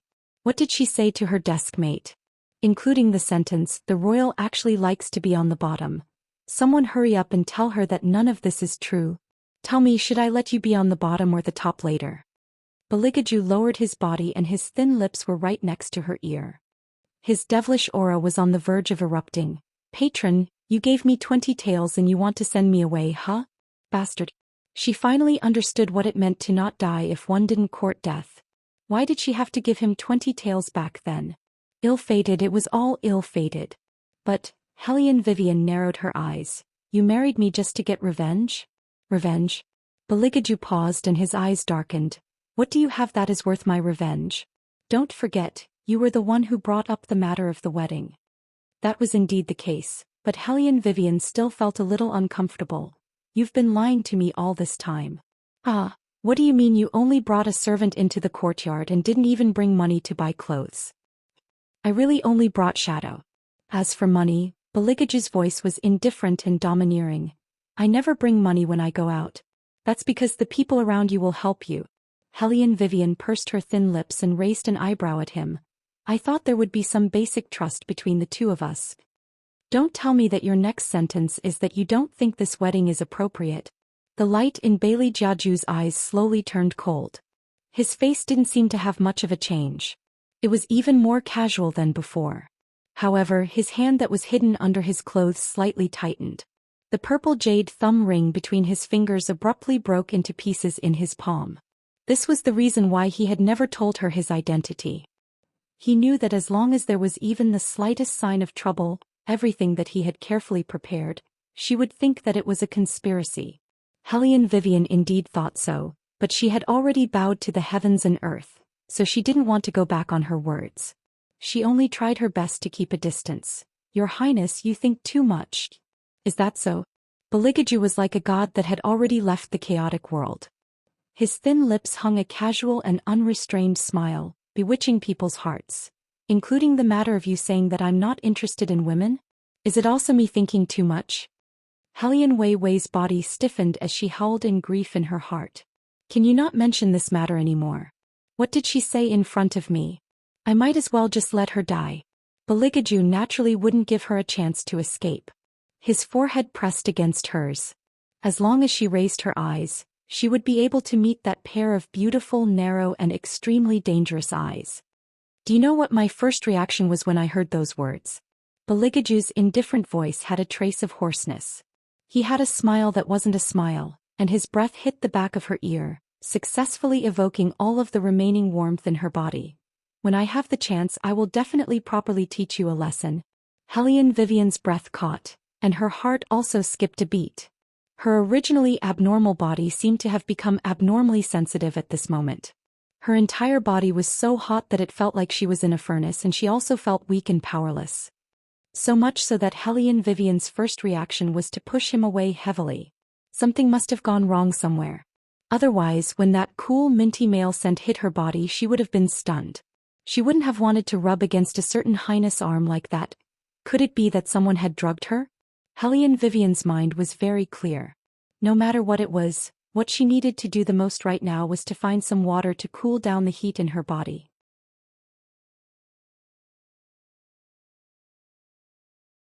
Chapter 264. Hellion Vivian lowered her eyes to look at him. She lightly bit her lips and her entire body turned an alluring pink. Her voice was hoarse and even trembling a little, but her tone was still as unruly as before. She was like a queen giving out an amnesty. If you want to do it, then do it. If you don't, then scram. You want this highness to scram? Beligaju's beautiful phoenix eyes slightly narrowed as he forcefully pressed down on her back. As if she was provoked by his actions, Wei Wei's body started to tremble slightly again. She tightly grasped the man's robe and once again regained her dignity. Her eyebrows were extremely gorgeous, carrying an unconquerable arrogance. Her long black hair was draped behind her like the feathers of a crow. Her entire person appeared to be extremely noble. That kind of appearance didn't look like he was doing her, but rather she was enjoying him. It made people want to destroy her on the spot. Beligaju's breathing became heavy. He finally couldn't bear it anymore and grabbed her waist. The two people's long hair seemed to be tangled together. Every bit of it was a pleasure. The numbness drowned their minds and made them a little dizzy, making them go crazy. She didn't know if it was because of the medicine, but Hellion Vivian was forced to cry from this kind of torture. Her tears fell onto her eyelashes that were like crow's wings. Her eyes with the mole on them were sparkling. It was the first time for both of them, so they had no experience at all. Their hearts beat fast as if the blood in their veins was boiling. Beligaju was born very good-looking and his smile was very gentle. But every time he used force it was fierce and overbearing. He was like a beast that didn't know how to stop, making people sink into him like a demon. His classical-style robes were more than half open. His abdomen didn't have a trace of excess flesh. His muscles were very elegant and his skin was very elastic because of practicing martial arts. His appearance was like a god that had fallen from the ninth heaven. Even if it was such an aggressive action when he did it, it was still so noble and unattainable. Hellion Vivian's black hair swayed with the movement of the chains, creating a seductive arc. She was firmly locked in Beligaju's embrace, welcoming the strong impact. When the in her body gradually faded away, she stopped the man's exploring hand. Enough. If you say it's enough, then it's enough. Who do you think I am? The corners of Beligaju's mouth curled into a deep smile. Not only did his hand not stop, it even tightened around her waist, making himself sink even deeper into her body. Hellion Vivian's body trembled, but the strength in her hand did not weaken. She simply turned her palm into a claw and firmly pinched the man's throat. A faint smile bloomed on her lips with a hint of bloodthirst. Her cold voice was a little hoarse. "Your Highness better cooperate." Facing the sharp claws at his throat, Beligaju didn't care at all. Instead, he reached out his hand to lift up her long hair that was wet with beads of sweat and moved it maliciously. Hellion Vivian sucked in a deep breath. The numbness from the friction of skin against skin aroused a strange feeling in her heart. It was as if lightning had struck and penetrated her nerve endings. Damn it, what kind of medicine is this? Is there an end to this? You can endure this much.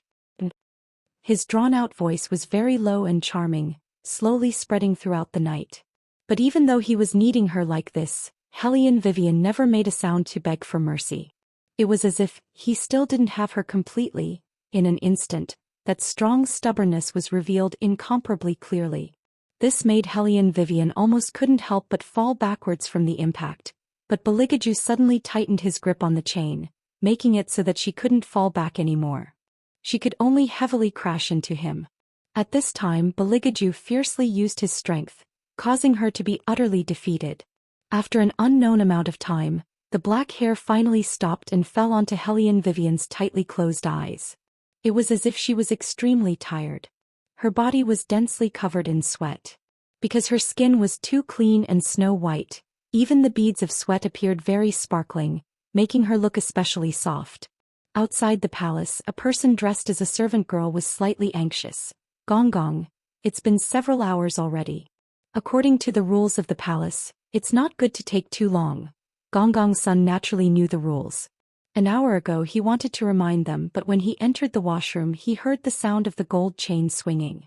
He didn't dare to advise and could only retreat. "Forget it, I'll go in and advise."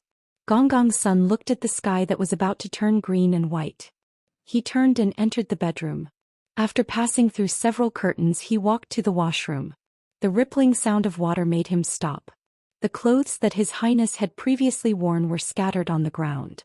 Separated by a large glass screen, Gong Gong's son couldn't see inside at all. He could only see bright flower petals and clear water continuously flowing through the screen. The thousands of gold pieces of furniture were soaked in the water, luxurious and charming. Gong Gong's son didn't dare to go forward and only lowered his voice. "Your Highness, how about this servant send someone in to serve the princess as she bathes?" "No need." The voice behind the screen was very deep. Gong Gong's son could faintly hear the sound of His Highness helping someone bathing. He couldn't help but be surprised. When had his master ever served someone? It should be good enough that he didn't kick the person out. What was going on this time? No matter what was going on, Gong Gong's son had to say what should be said. "But in a while, the princess has to go to the Empress to pay respects." "Pay respects?" A lazy and domineering voice slowly came out. "Does my princess need to pay respects to others?"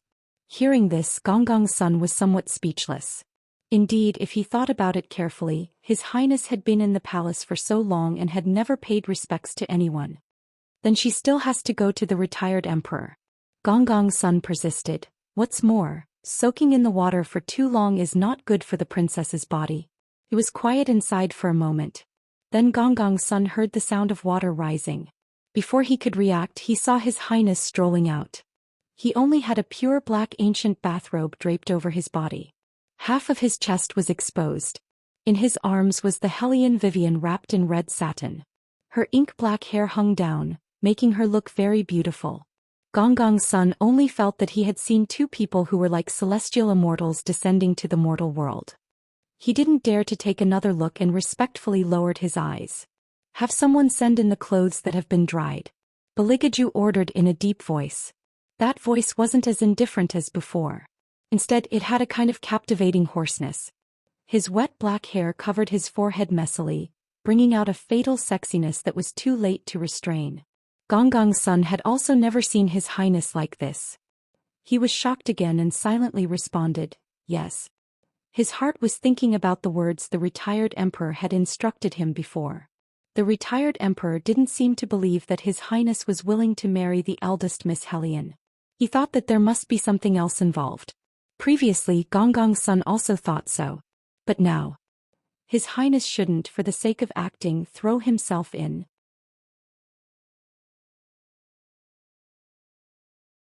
Chapter 265. Shaking his head, Eunuch's son walked out and asked two palace maids to put the perfumed robe outside the screen, thinking that His Highness would wake up. Who would have thought that there wasn't even a single sound after that? Eunuch's son sighed and could only go to the retired emperor personally to report that His Highness and the new princess consort would arrive later, and asked the retired emperor not to wait for them. The emperor emeritus, who was about to get up and wash up, laughed heartily when he heard the news. He said good several times in a row and stroked his long beard. "There's no need to rush. Let the two of them rest more." As he spoke, he looked at Eunuch's son with joy. "I didn't expect Juger to do this." He was prepared to not hear any sound on the wedding night. "Now you don't have to worry about that girl coming back will affect His Highness," Eunuch's son replied with a smile. Unexpectedly, this sentence made the retired emperor's smile gradually fade. "You don't know Aju." "Sigh, I hope so." In the early morning, the breeze was gentle and the sun was high in the sky. The bright light shone in. The bedroom was now decorated like a bridal chamber. There was a bright red canopy and a gilded lamp that swayed slightly. Behind a large screen that was carved and hollowed out was a soft couch that was covered with gold. The soft couch was covered with a dark and luxurious tiger skin. It looked incomparably comfortable. And in the soft bed, there were two slender and beautiful figures. One of them was imprisoned in the man's arms, but the back of the porcelain jade was covered with deep and light purplish red. When Hellion Vivian woke up, she only felt that her body was as heavy as her head and her temples were throbbing. For a moment she was not even sure where she was. Her whole body seemed to have been disassembled, especially her two legs that were numb and could not feel. The air was still filled with a thick musk. She could not help but raise her hand and press on the back of her head that was hurting. She turned her head and saw where she was. One of her hands was tied with a thin gold chain and connected to the bedpost. Probably because the other party was afraid of leaving marks on her wrist, the other party was very careful to put a plush pad on it. The memory of last night rushed out like a tide. Hellion Vivian sobered up and her eyes were stained with coldness again. She cursed fiercely. She arched her long legs and turned her body. The brocade cloth in her hand turned into a shawl and draped it over her body. As for the other hand that was restrained, Hellion Wei Wei smiled coldly, then exerted force with her slender arm. With a cracking sound, the thin chain made of gold broke into pieces. She turned her wrist with an indifferent expression. Just as she was about to stand up, a pair of big hands circled her waist from behind. The man's black hair was a little messy and scattered on his forehead.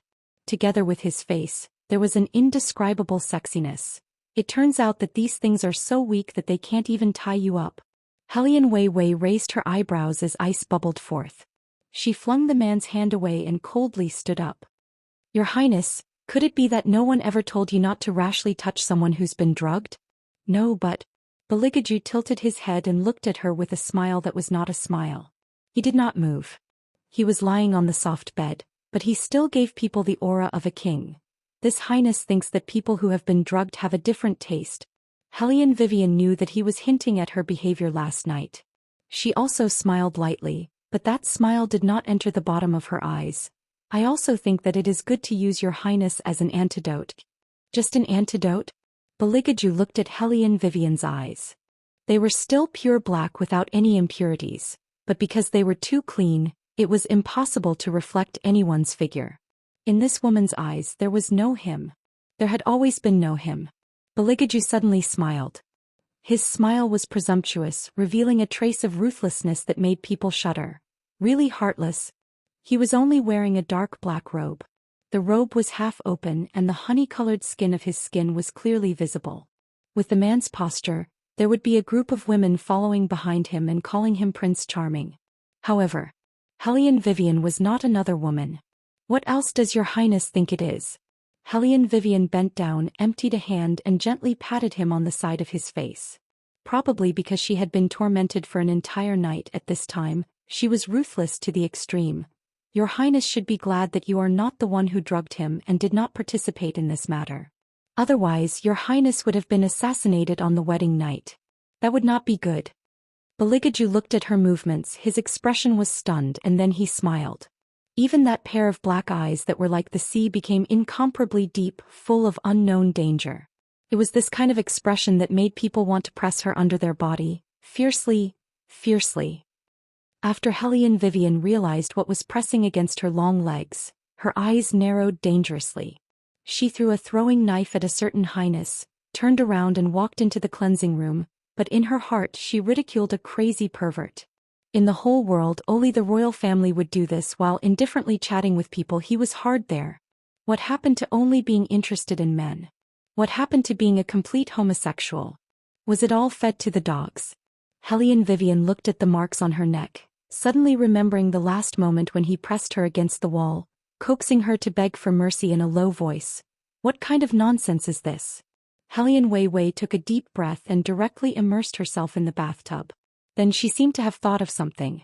With an ugly expression she came out of the bathtub with a splash. She took a soft bath towel and wiped her long hair. The corners of her mouth curved into a sinister arc. She must find out who put this drug in her. And these things. Clean up everything that could be cleaned up so that she would not think of any bad things when she looked at them. Hellion Vivian always liked to have a debtor for every wrong, and take revenge on whoever she had a grudge with. After putting on her clothes and blackening her face, she did not even look at Beligaju, and called the palace maids standing outside to ask who had been here before the wedding. The palace maids looked at the new princess consort who had moved into the bedchamber and did not know what had happened, but they still respectfully answered, very few people dare to enter His Highness's bedchamber. When the clever Hellion Vivian heard this, she knew that this matter needed to be investigated slowly. She lazily leaned against the chaise lounge, raised her hand, and lazily pointed at the cleansing room behind the screen. She was not willing to suffer the slightest loss. Go throw away that bathtub.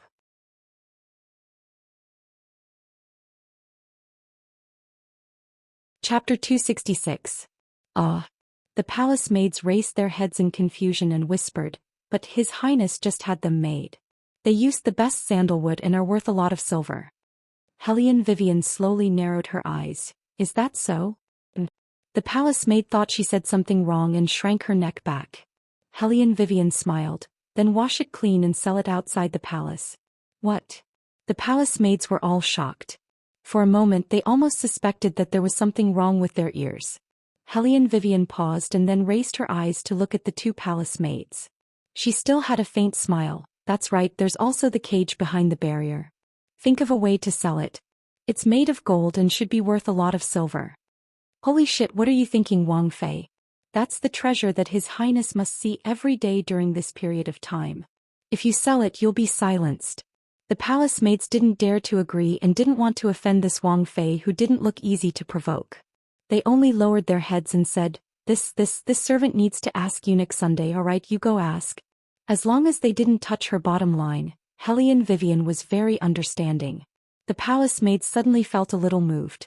But then they heard Hellion Vivian say with a light smile, If you don't ask, I'll take it apart myself. The palace maids. Then they should go ask. On the first day of the wedding, there was a storm of blood in the bedchamber. They didn't know what kind of rumors would spread outside. For example, His Highness and Wang Fei's 8 characters were not compatible. Eunuch Sun listened to the news that the palace maids reported. After thinking, he held the robe and cloak with both hands and presented it to his master. Your Highness, Wang Fei wants to sell the bathtub in the cleansing room. You see, Eunuch Sun said as he looked at Beligaju, who was wearing a robe. His voice was full of caution. Bathtub? Beligaju raised his good-looking eyebrows. Then, as if he had thought of something, the corners of his mouth curved into a devilish smile. She's shy. Eunuch Sun was silent. He had lived for almost 60 years, and he had never seen anyone who was so shy as to sell a bathtub. Furthermore, does Wang Fei still want to sell the golden cage behind you? After he finished speaking, Eunuch Sun raised his eyes again. He couldn't help but take another look at his master. He was afraid that His Highness would sneer and say to him, "Let her try selling one." Then he would be in a terrible situation. As expected, Beligaju's fingers that were adjusting his collar paused. Eunuch Sun felt his scalp go numb. She heard Bailey Jiaju's faint voice, "Let her sell it." And then, "That's it?" Eunuch Sun couldn't tell how many times he had been shocked today. Based on His Highness's love for the bed, he shouldn't have sold it so easily. Just as he was puzzled, he heard Beligaju calmly add, "Then His Highness will buy it back." Eunuch Sun was stunned. He bowed his head and said, "Yes." He thought, "Your Highness, even if we have more money, we shouldn't waste it like this." Hellion Vivian originally thought that such a large bed, no matter how exquisite it was, would be difficult to sell. She didn't expect that as soon as she released the news, someone would be willing to buy it. This caused her icy-cold eyes to gradually recover quite a bit. Counting the banknotes that Eunuch Sun handed over, her eyes smiled. Eunuch Sun is so reliable. Wang Fei is too kind. Eunuch Sun forced a smile, thinking that it was all thanks to His Highness. Hellion Vivian curled her lips again and stuffed one of the banknotes into his hand. She did things in an imposing manner. "Eunuch Sun, you're an old man in the palace. In the future I'll need Eunuch Sun to give me some advice, so that I won't be confused and fall for other people's tricks." This, Wang Fei, you're really overvaluing this servant. Eunuch Sun didn't think that he would be valued so much by Wang Fei. His hand pushed the banknotes away, but he knew in his heart that this Wang Fei of his family was truly intelligent. This intelligence was different from other women. She was neither arrogant nor impatient. With a simple sentence she could reach the bottom of a person's heart. This made Eunuch Sun feel a bit of respect from the bottom of his heart. Hellion Vivian only said a few words. This is what Eunuch Sun deserves. If it was in the past, Eunuch Sun would definitely accept it. But with his master here, he really felt that the banknotes were hot in his hand. Although that person was still in the inner room washing and dressing, the sense of deterrence had only increased. That's right. Hellion Vivian seemed to have thought of something again. She pulled out another banknote from the large pile and placed it in Eunuch Sun's palm. Her thin lips curled into a beautiful arc. "This is for His Highness. Tell him that I thank him for his efforts last night." Eunuch Sun's entire body froze. Wang Fei definitely didn't mean what he thought she meant. How could that be possible? No one dared to treat master like this. So, after seeing that banknote again, the man's thin lips slowly curved up. With a cold and evil aura, he raised his finger. That banknote was burned by a fire that came from who knows where, leaving only ashes. She wanted to get rid of him with just a banknote? Or was she deliberately provoking him? No matter which one it was, it seemed to be better than her cold escape. But shouldn't a normal woman have calmed down after experiencing what happened last night? After all, the best way to get a woman was to have her. Why was she different? This made Beligaju, who always liked to act according to plan, wrinkle his long eyebrows. She could be so shrewd to erase the memory between the two of them. It could be seen that although she was affected by this matter, she wouldn't be dead set on him. Thinking of this, Beligaju's hand that was tidying up his sleeves tightened. His thin lips slightly pursed, feeling a bit wronged. He must find a time to have a good chat with that old man in the temple. In this kind of situation, what should he do to make her restless claws settle down? However, compared to him, her methods were still too inexperienced. Beligaju's lips curved up again with a hint of asceticism. It was time to let her know what it meant by Sun Wukong will never be able to escape from the Buddha's palm. At this time, Hellion Vivian was checking the furnishings on the other side, recalling the scene in her bedroom. No one would come in and put the medicine. If that was the case, she would have heard the movement. So that medicine must have been put there in advance by someone. But, in what form? Hellion Vivian's finger brushed across the table and suddenly smiled. She picked up the stained incense burner and said to the palace maid beside her, "Go and check who is in charge of this." Yes. The palace maid accepted the order and left. Hellion Vivian's mood finally improved. Counting today's income, she felt that in the future she could sell whatever she didn't like, especially that bed. Only by selling it would she be able to vent her anger. But who knew? Hellion Vivian looked at the familiar luxury in front of her and narrowed her eyes little by little.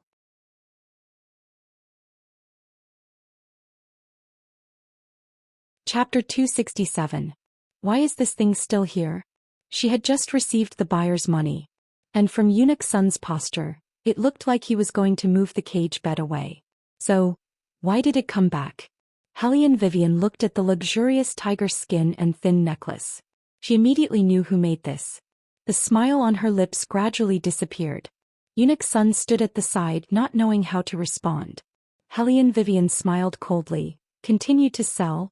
Eunuch Sun was stunned. He then went to the study to see his master's expression. He then took out a stack of banknotes and counted them out to Hellion Wei Wei. Wei Wei looked at the banknotes in the palm of her hand and the bed in front of her eyes that hadn't even been moved. She curved her thin lips and faced Eunuch Sun and asked, "How much money does your family's His Highness actually have? Even a prodigal can't torment as much as him." Eunuch Sun heard this and immediately nodded. The princess's eyes and heart were clear. Now he could finally settle down. Who knew? Then continued to sell. "I want to see if he can buy it back after selling it 10 times. Hellion Vivian looked back with a faint smile. Her long robe was handsome and wanton. Eunuch Sun opened his mouth. He had no choice but to run to the study. At this time, Beligaju had already dressed and was dealing with the booklet in his hand. Hearing Eunuch Sun's footsteps, he slightly raised his eyes. Eunuch Sun only called out, "Your Highness." Bailey Jiaju put down the brush in his hand, his slender pair of legs slightly crossed, his body leaned back, and he lightly interrupted him. "Tell everyone, if anyone dares to buy the things the Princess Consort sells, I will break their legs." Cough. Nangong Lai, who was sitting next to him, choked on his tea. He curiously asked, "What things? Was there anyone who sold things on the first day of marriage?" Beligaju looked at him indifferently. He didn't speak, but his eyes were exceptionally cold. Nangong Lai was a little uncomfortable under his gaze. He turned his head and continued to ask Eunuch Sun, "What does Hellion Vivian want to sell? Why is Aju so terrifying?" Eunuch Sun glanced at His Highness, who had no time to care about their handsome faces. He lowered his voice and said to Nangong Lai, "It's the cage bed that His Highness has been particularly fond of recently. Princess seems to find it very unpleasant to the eye." "Ha, ha." Nangong Lai suddenly laughed and pointed at Beligaju. "What did I say? I'm sure no one has the same taste as you." Beligaju closed the booklet in his hand and looked at him coldly. Nangong Lai's smile froze. Then he coughed twice and pretended to be serious. "Aju, actually, I came here today mainly to discuss with you about yesterday's matter. My actions were indeed a little thoughtless." "Oh?"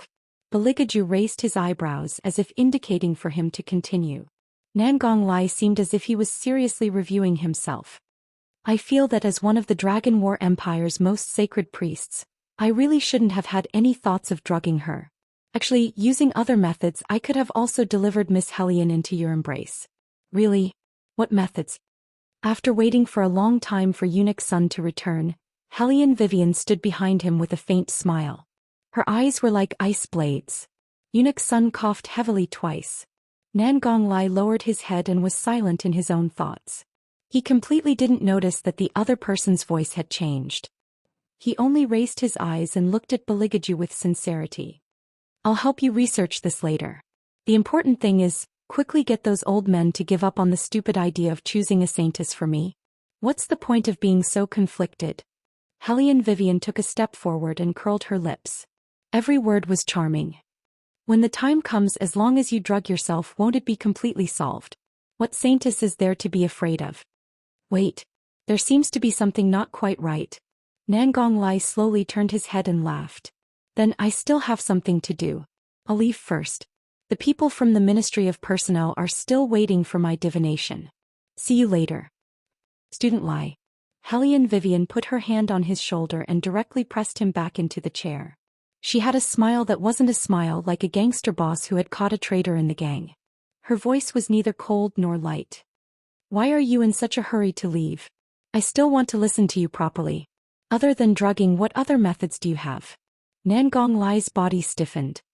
He looked at Eunuch Sun and wailed in his heart. Old son, why didn't you tell this young master that this woman was here? Eunuch Sun was helpless. He was already coughing so obviously, but this young master couldn't see it. Moreover, drugging. Last night the Princess Consort was drugged. In order to help her with the antidote, His Highness, Eunuch Sun frowned. It seemed that things weren't as he and the retired emperor thought. What should he do? But looking at the Princess Consort's face, he couldn't see any other emotions. Other than wanting to cut young Master Lai into pieces, she didn't seem to care at all about why His Highness touched her. Hellion Vivian half raised her eyebrows. Indeed, there was only Nangong Lai left in her eyes. What do you think those people will do if they know that the dignified great priest entered the inferior compound of White Academy? When Nangong Lai thought of the scene where no matter if it was a man or a woman, he immediately opened his mouth and tried to reason with her. Listen to me, I'm doing this for the sake of you and Aju, really. Otherwise, how long will your wedding night be delayed? Hellion Vivian chuckled twice. Then should I thank you, Nangong Lai heard her tone and immediately stood up. There's no need to thank me. We're all in the same compound and have participated in the competition together. We're all family, so there's no need to be so polite. I still want to be polite with you.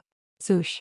The silver knife in Hellion Vivian's hand accurately cut across the side of Nangong Lai's face and nailed it to the wall behind him. Such a beautiful force, it directly penetrated the wall. The little servant standing beside Nangong Lai stepped forward and knelt on one knee. Princess Consort, that drug is mine, it has nothing to do with the young master. If Princess Consort wants to punish, then punish me. Hearing this, Nangong Lai's handsome face, which had always been unrestrained, flashed a trace of dullness.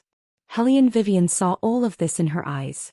She faintly raised an arc and said to the little servant, I didn't expect you to be so loyal. The little servant didn't speak. She only bit her lips and lowered her face. All of this was indeed her fault. If she didn't make the mistake first, young Master Lai wouldn't know about this drug that had no antidote.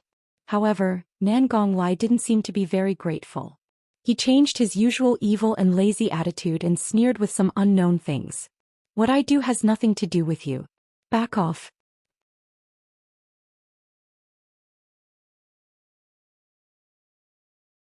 Chapter 268. Just take it as atonement. The little attendant lowered her head, and her voice was so low that it was as if there was no sound. Nangong Lai clenched his fists tightly. He obviously despised this kind of person who relied on tricks to stick to him, but at this moment he was a little bit, you're forgiven. Hellion Wei Wei laughed lightly with some unclear playfulness. You, on the other hand, follow me in the future. Just treat it as making up for this mistake. The little attendant did not expect such a result. She had heard from others that the princess His Highness married this time was not to be trifled with. She did not know whether it was because His Highness did not want to pay attention to her and let her do as she pleased or something else, but he did not care about anything. She thought that if she fell into the hands of such a woman, even if she did not die, she would certainly lose half of her life. Because she was a man of sacrifice, she knew better than anyone that these young ladies of aristocratic families, no matter how glamorous they looked on the surface, in fact, some people enjoyed torturing their servants. But who knew that the princess not only did not get angry, but also let her follow her? What? You don't want to come?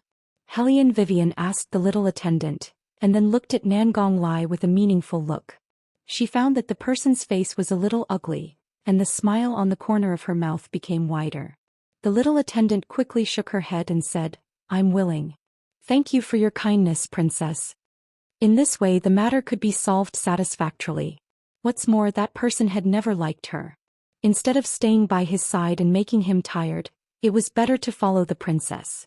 In fact, she also understood why he hated her.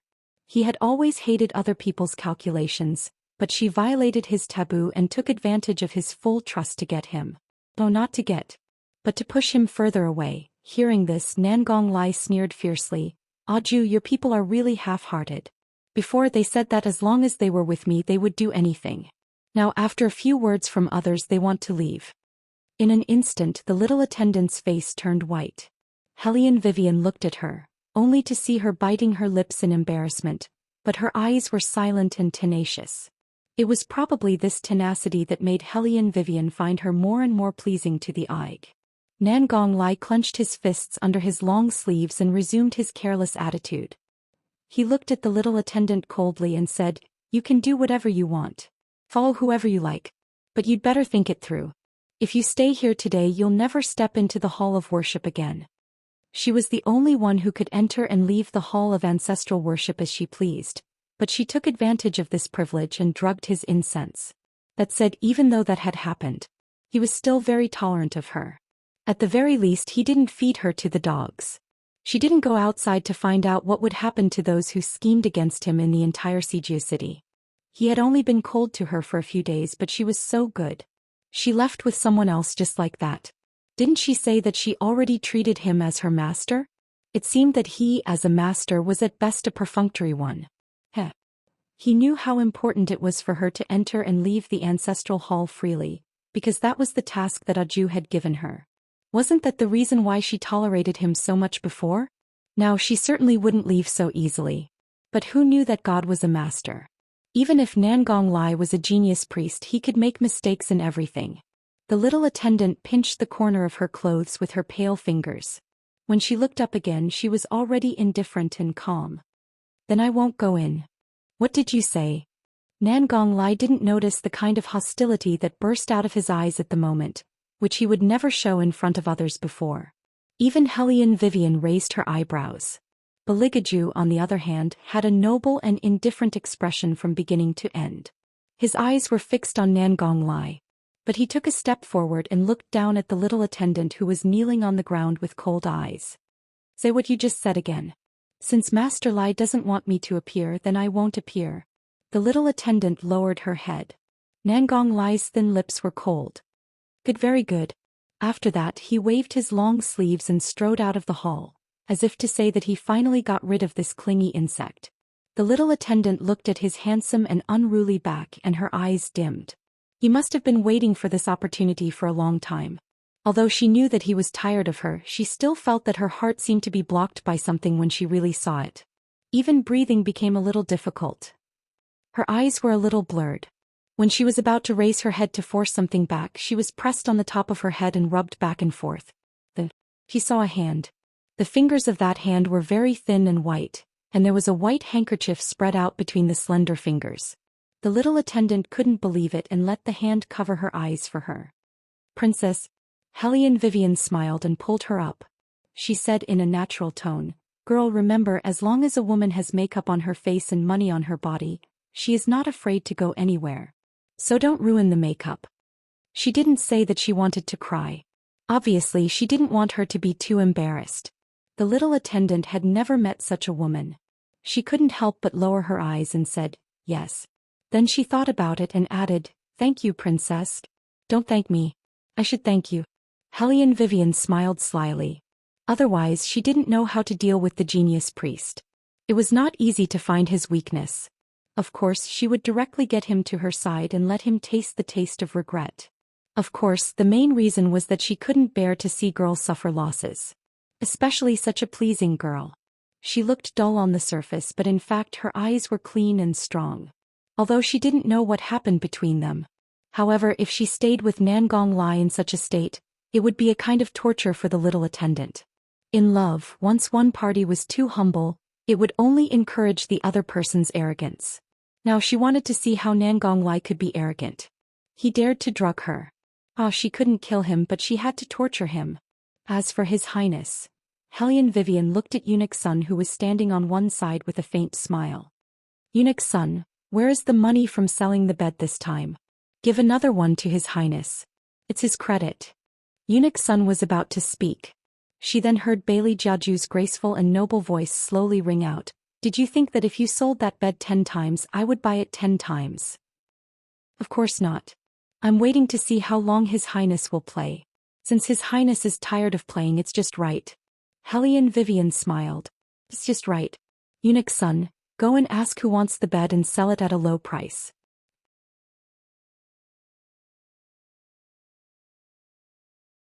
She only sneered and turned her head. I'm not a dead person. Of course my body will react. Do you want me to try it on your highness and see if you have any reaction? Looking at the unyielding person who was pressed down by him, Beligaju faintly raised an eyebrow. Are you saying that you want to lock me up and do this to me? Who would think of that? Helian Weiwei took a deep breath and said, I'm asking you to let go. That's a pity. I was looking forward to the day when you locked me up. Beligaju said as his finger moved up. Helian Weiwei's entire body stiffened, but her feet didn't move. Because if she moved like that, it would only emit an even more extravagant sound of iron chains. That kind of sound matched with their current posture right now. She wasn't sure whether or not a certain highness would go crazy and really not abstain from men and women. Of course, she didn't think that Beligaju suddenly acted like this without a reason. Her tone was indifferent. Don't you just like this cage bed of yours? I'm not selling it. Sure enough, Beligaju stopped the movement of his hand and only lowered his eyes to look at her. His eyelashes were black and long and he had the ability to make girls jealous. It doesn't matter if you sell it. Did I stop you? Helian Vivian chuckled and didn't say anything. She thought to herself, you didn't stop me, you just cut off all my sources of wealth. However, Helian Vivian didn't really care about this kind of small matter. The important thing was, she raised her head and narrowed her eyes. The reason why she agreed to this marriage was because she thought that the two of them would only work together, and there would be no other involvement.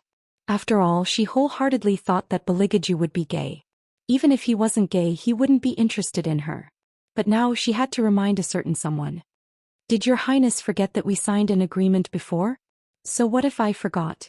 Bailey Jiaju curved his thin lips, this time pulling out a trace of a smile. It's just that within the smile this time, it actually restored the coldness from before, and also concealed a trace of anger that was difficult to be detected by others. Helian Vivian smiled, but there wasn't much warmth in her eyes. If you forget, it won't be fun. However, she didn't expect that as soon as she finished speaking. A numbness came from her neck. The man leaned over and his breath tickled her ear, making her feel weak and limp. Tell me what's not fun. For example, like now. Helian Weiwei's clear and cold voice was somewhat hoarse, because his hand was kneading her softness either heavily or lightly. Waves of heat flowed through his fingertips and drilled into each of her pores, making her tremble for a moment before her tone became even colder. Oh, you rejected me? From her stiff body language, he had already understood her rejection, and there seemed to be a trace of coldness in his elegant smile. Helian Vivian, did I tell you that you're not smart at all?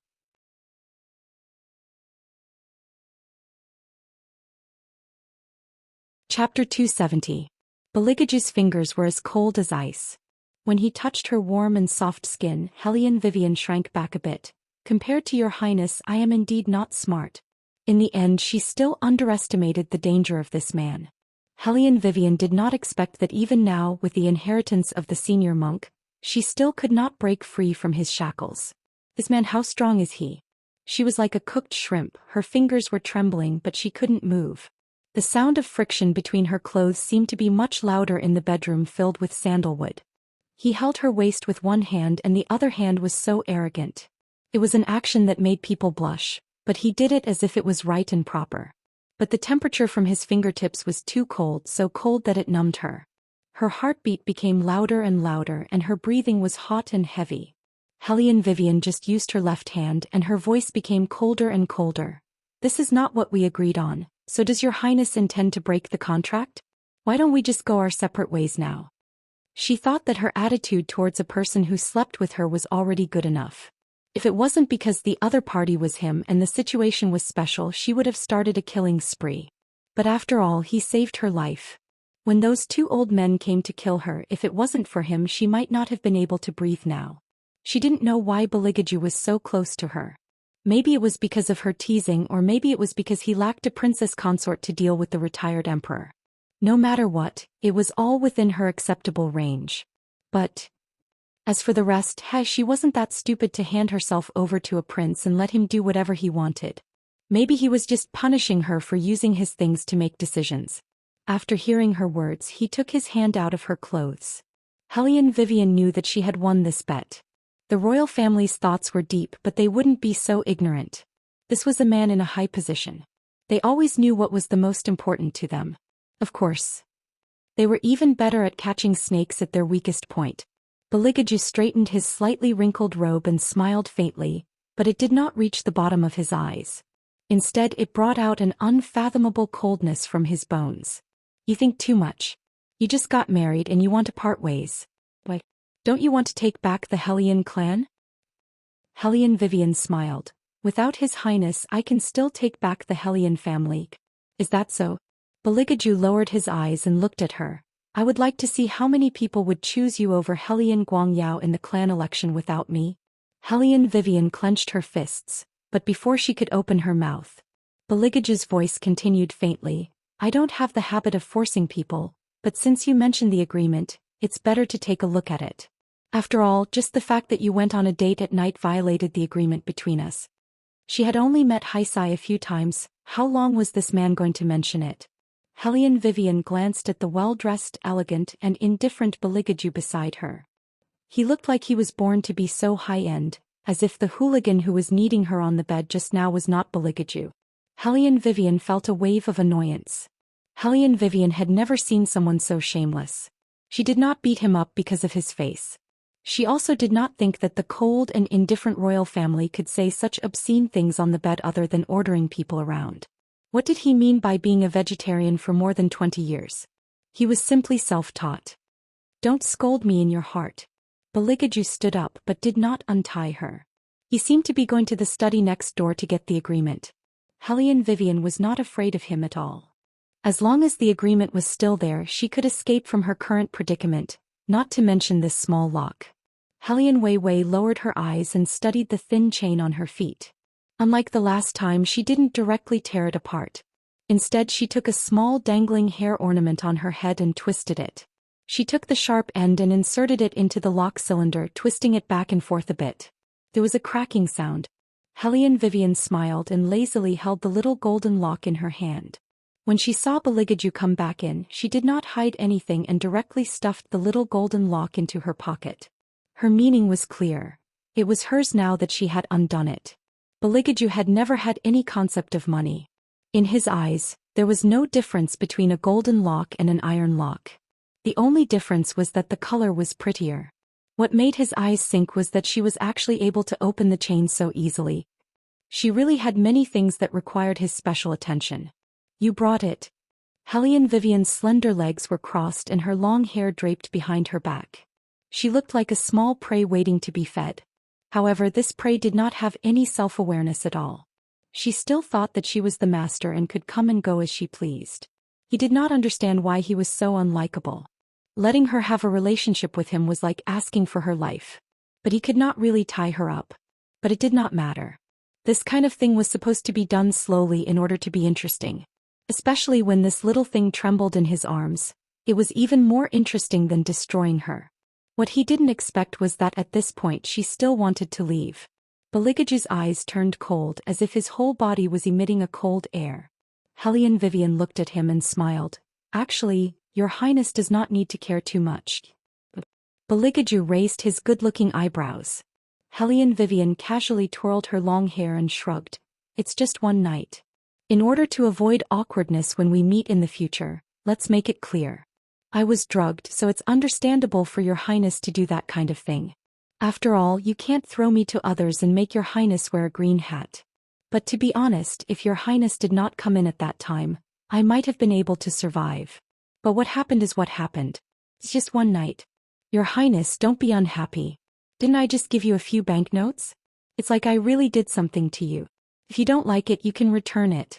For the sake of harmony after marriage, let's pretend that this matter never happened. Hellion Vivian herself did not expect that one day her negotiation skills would be used in this.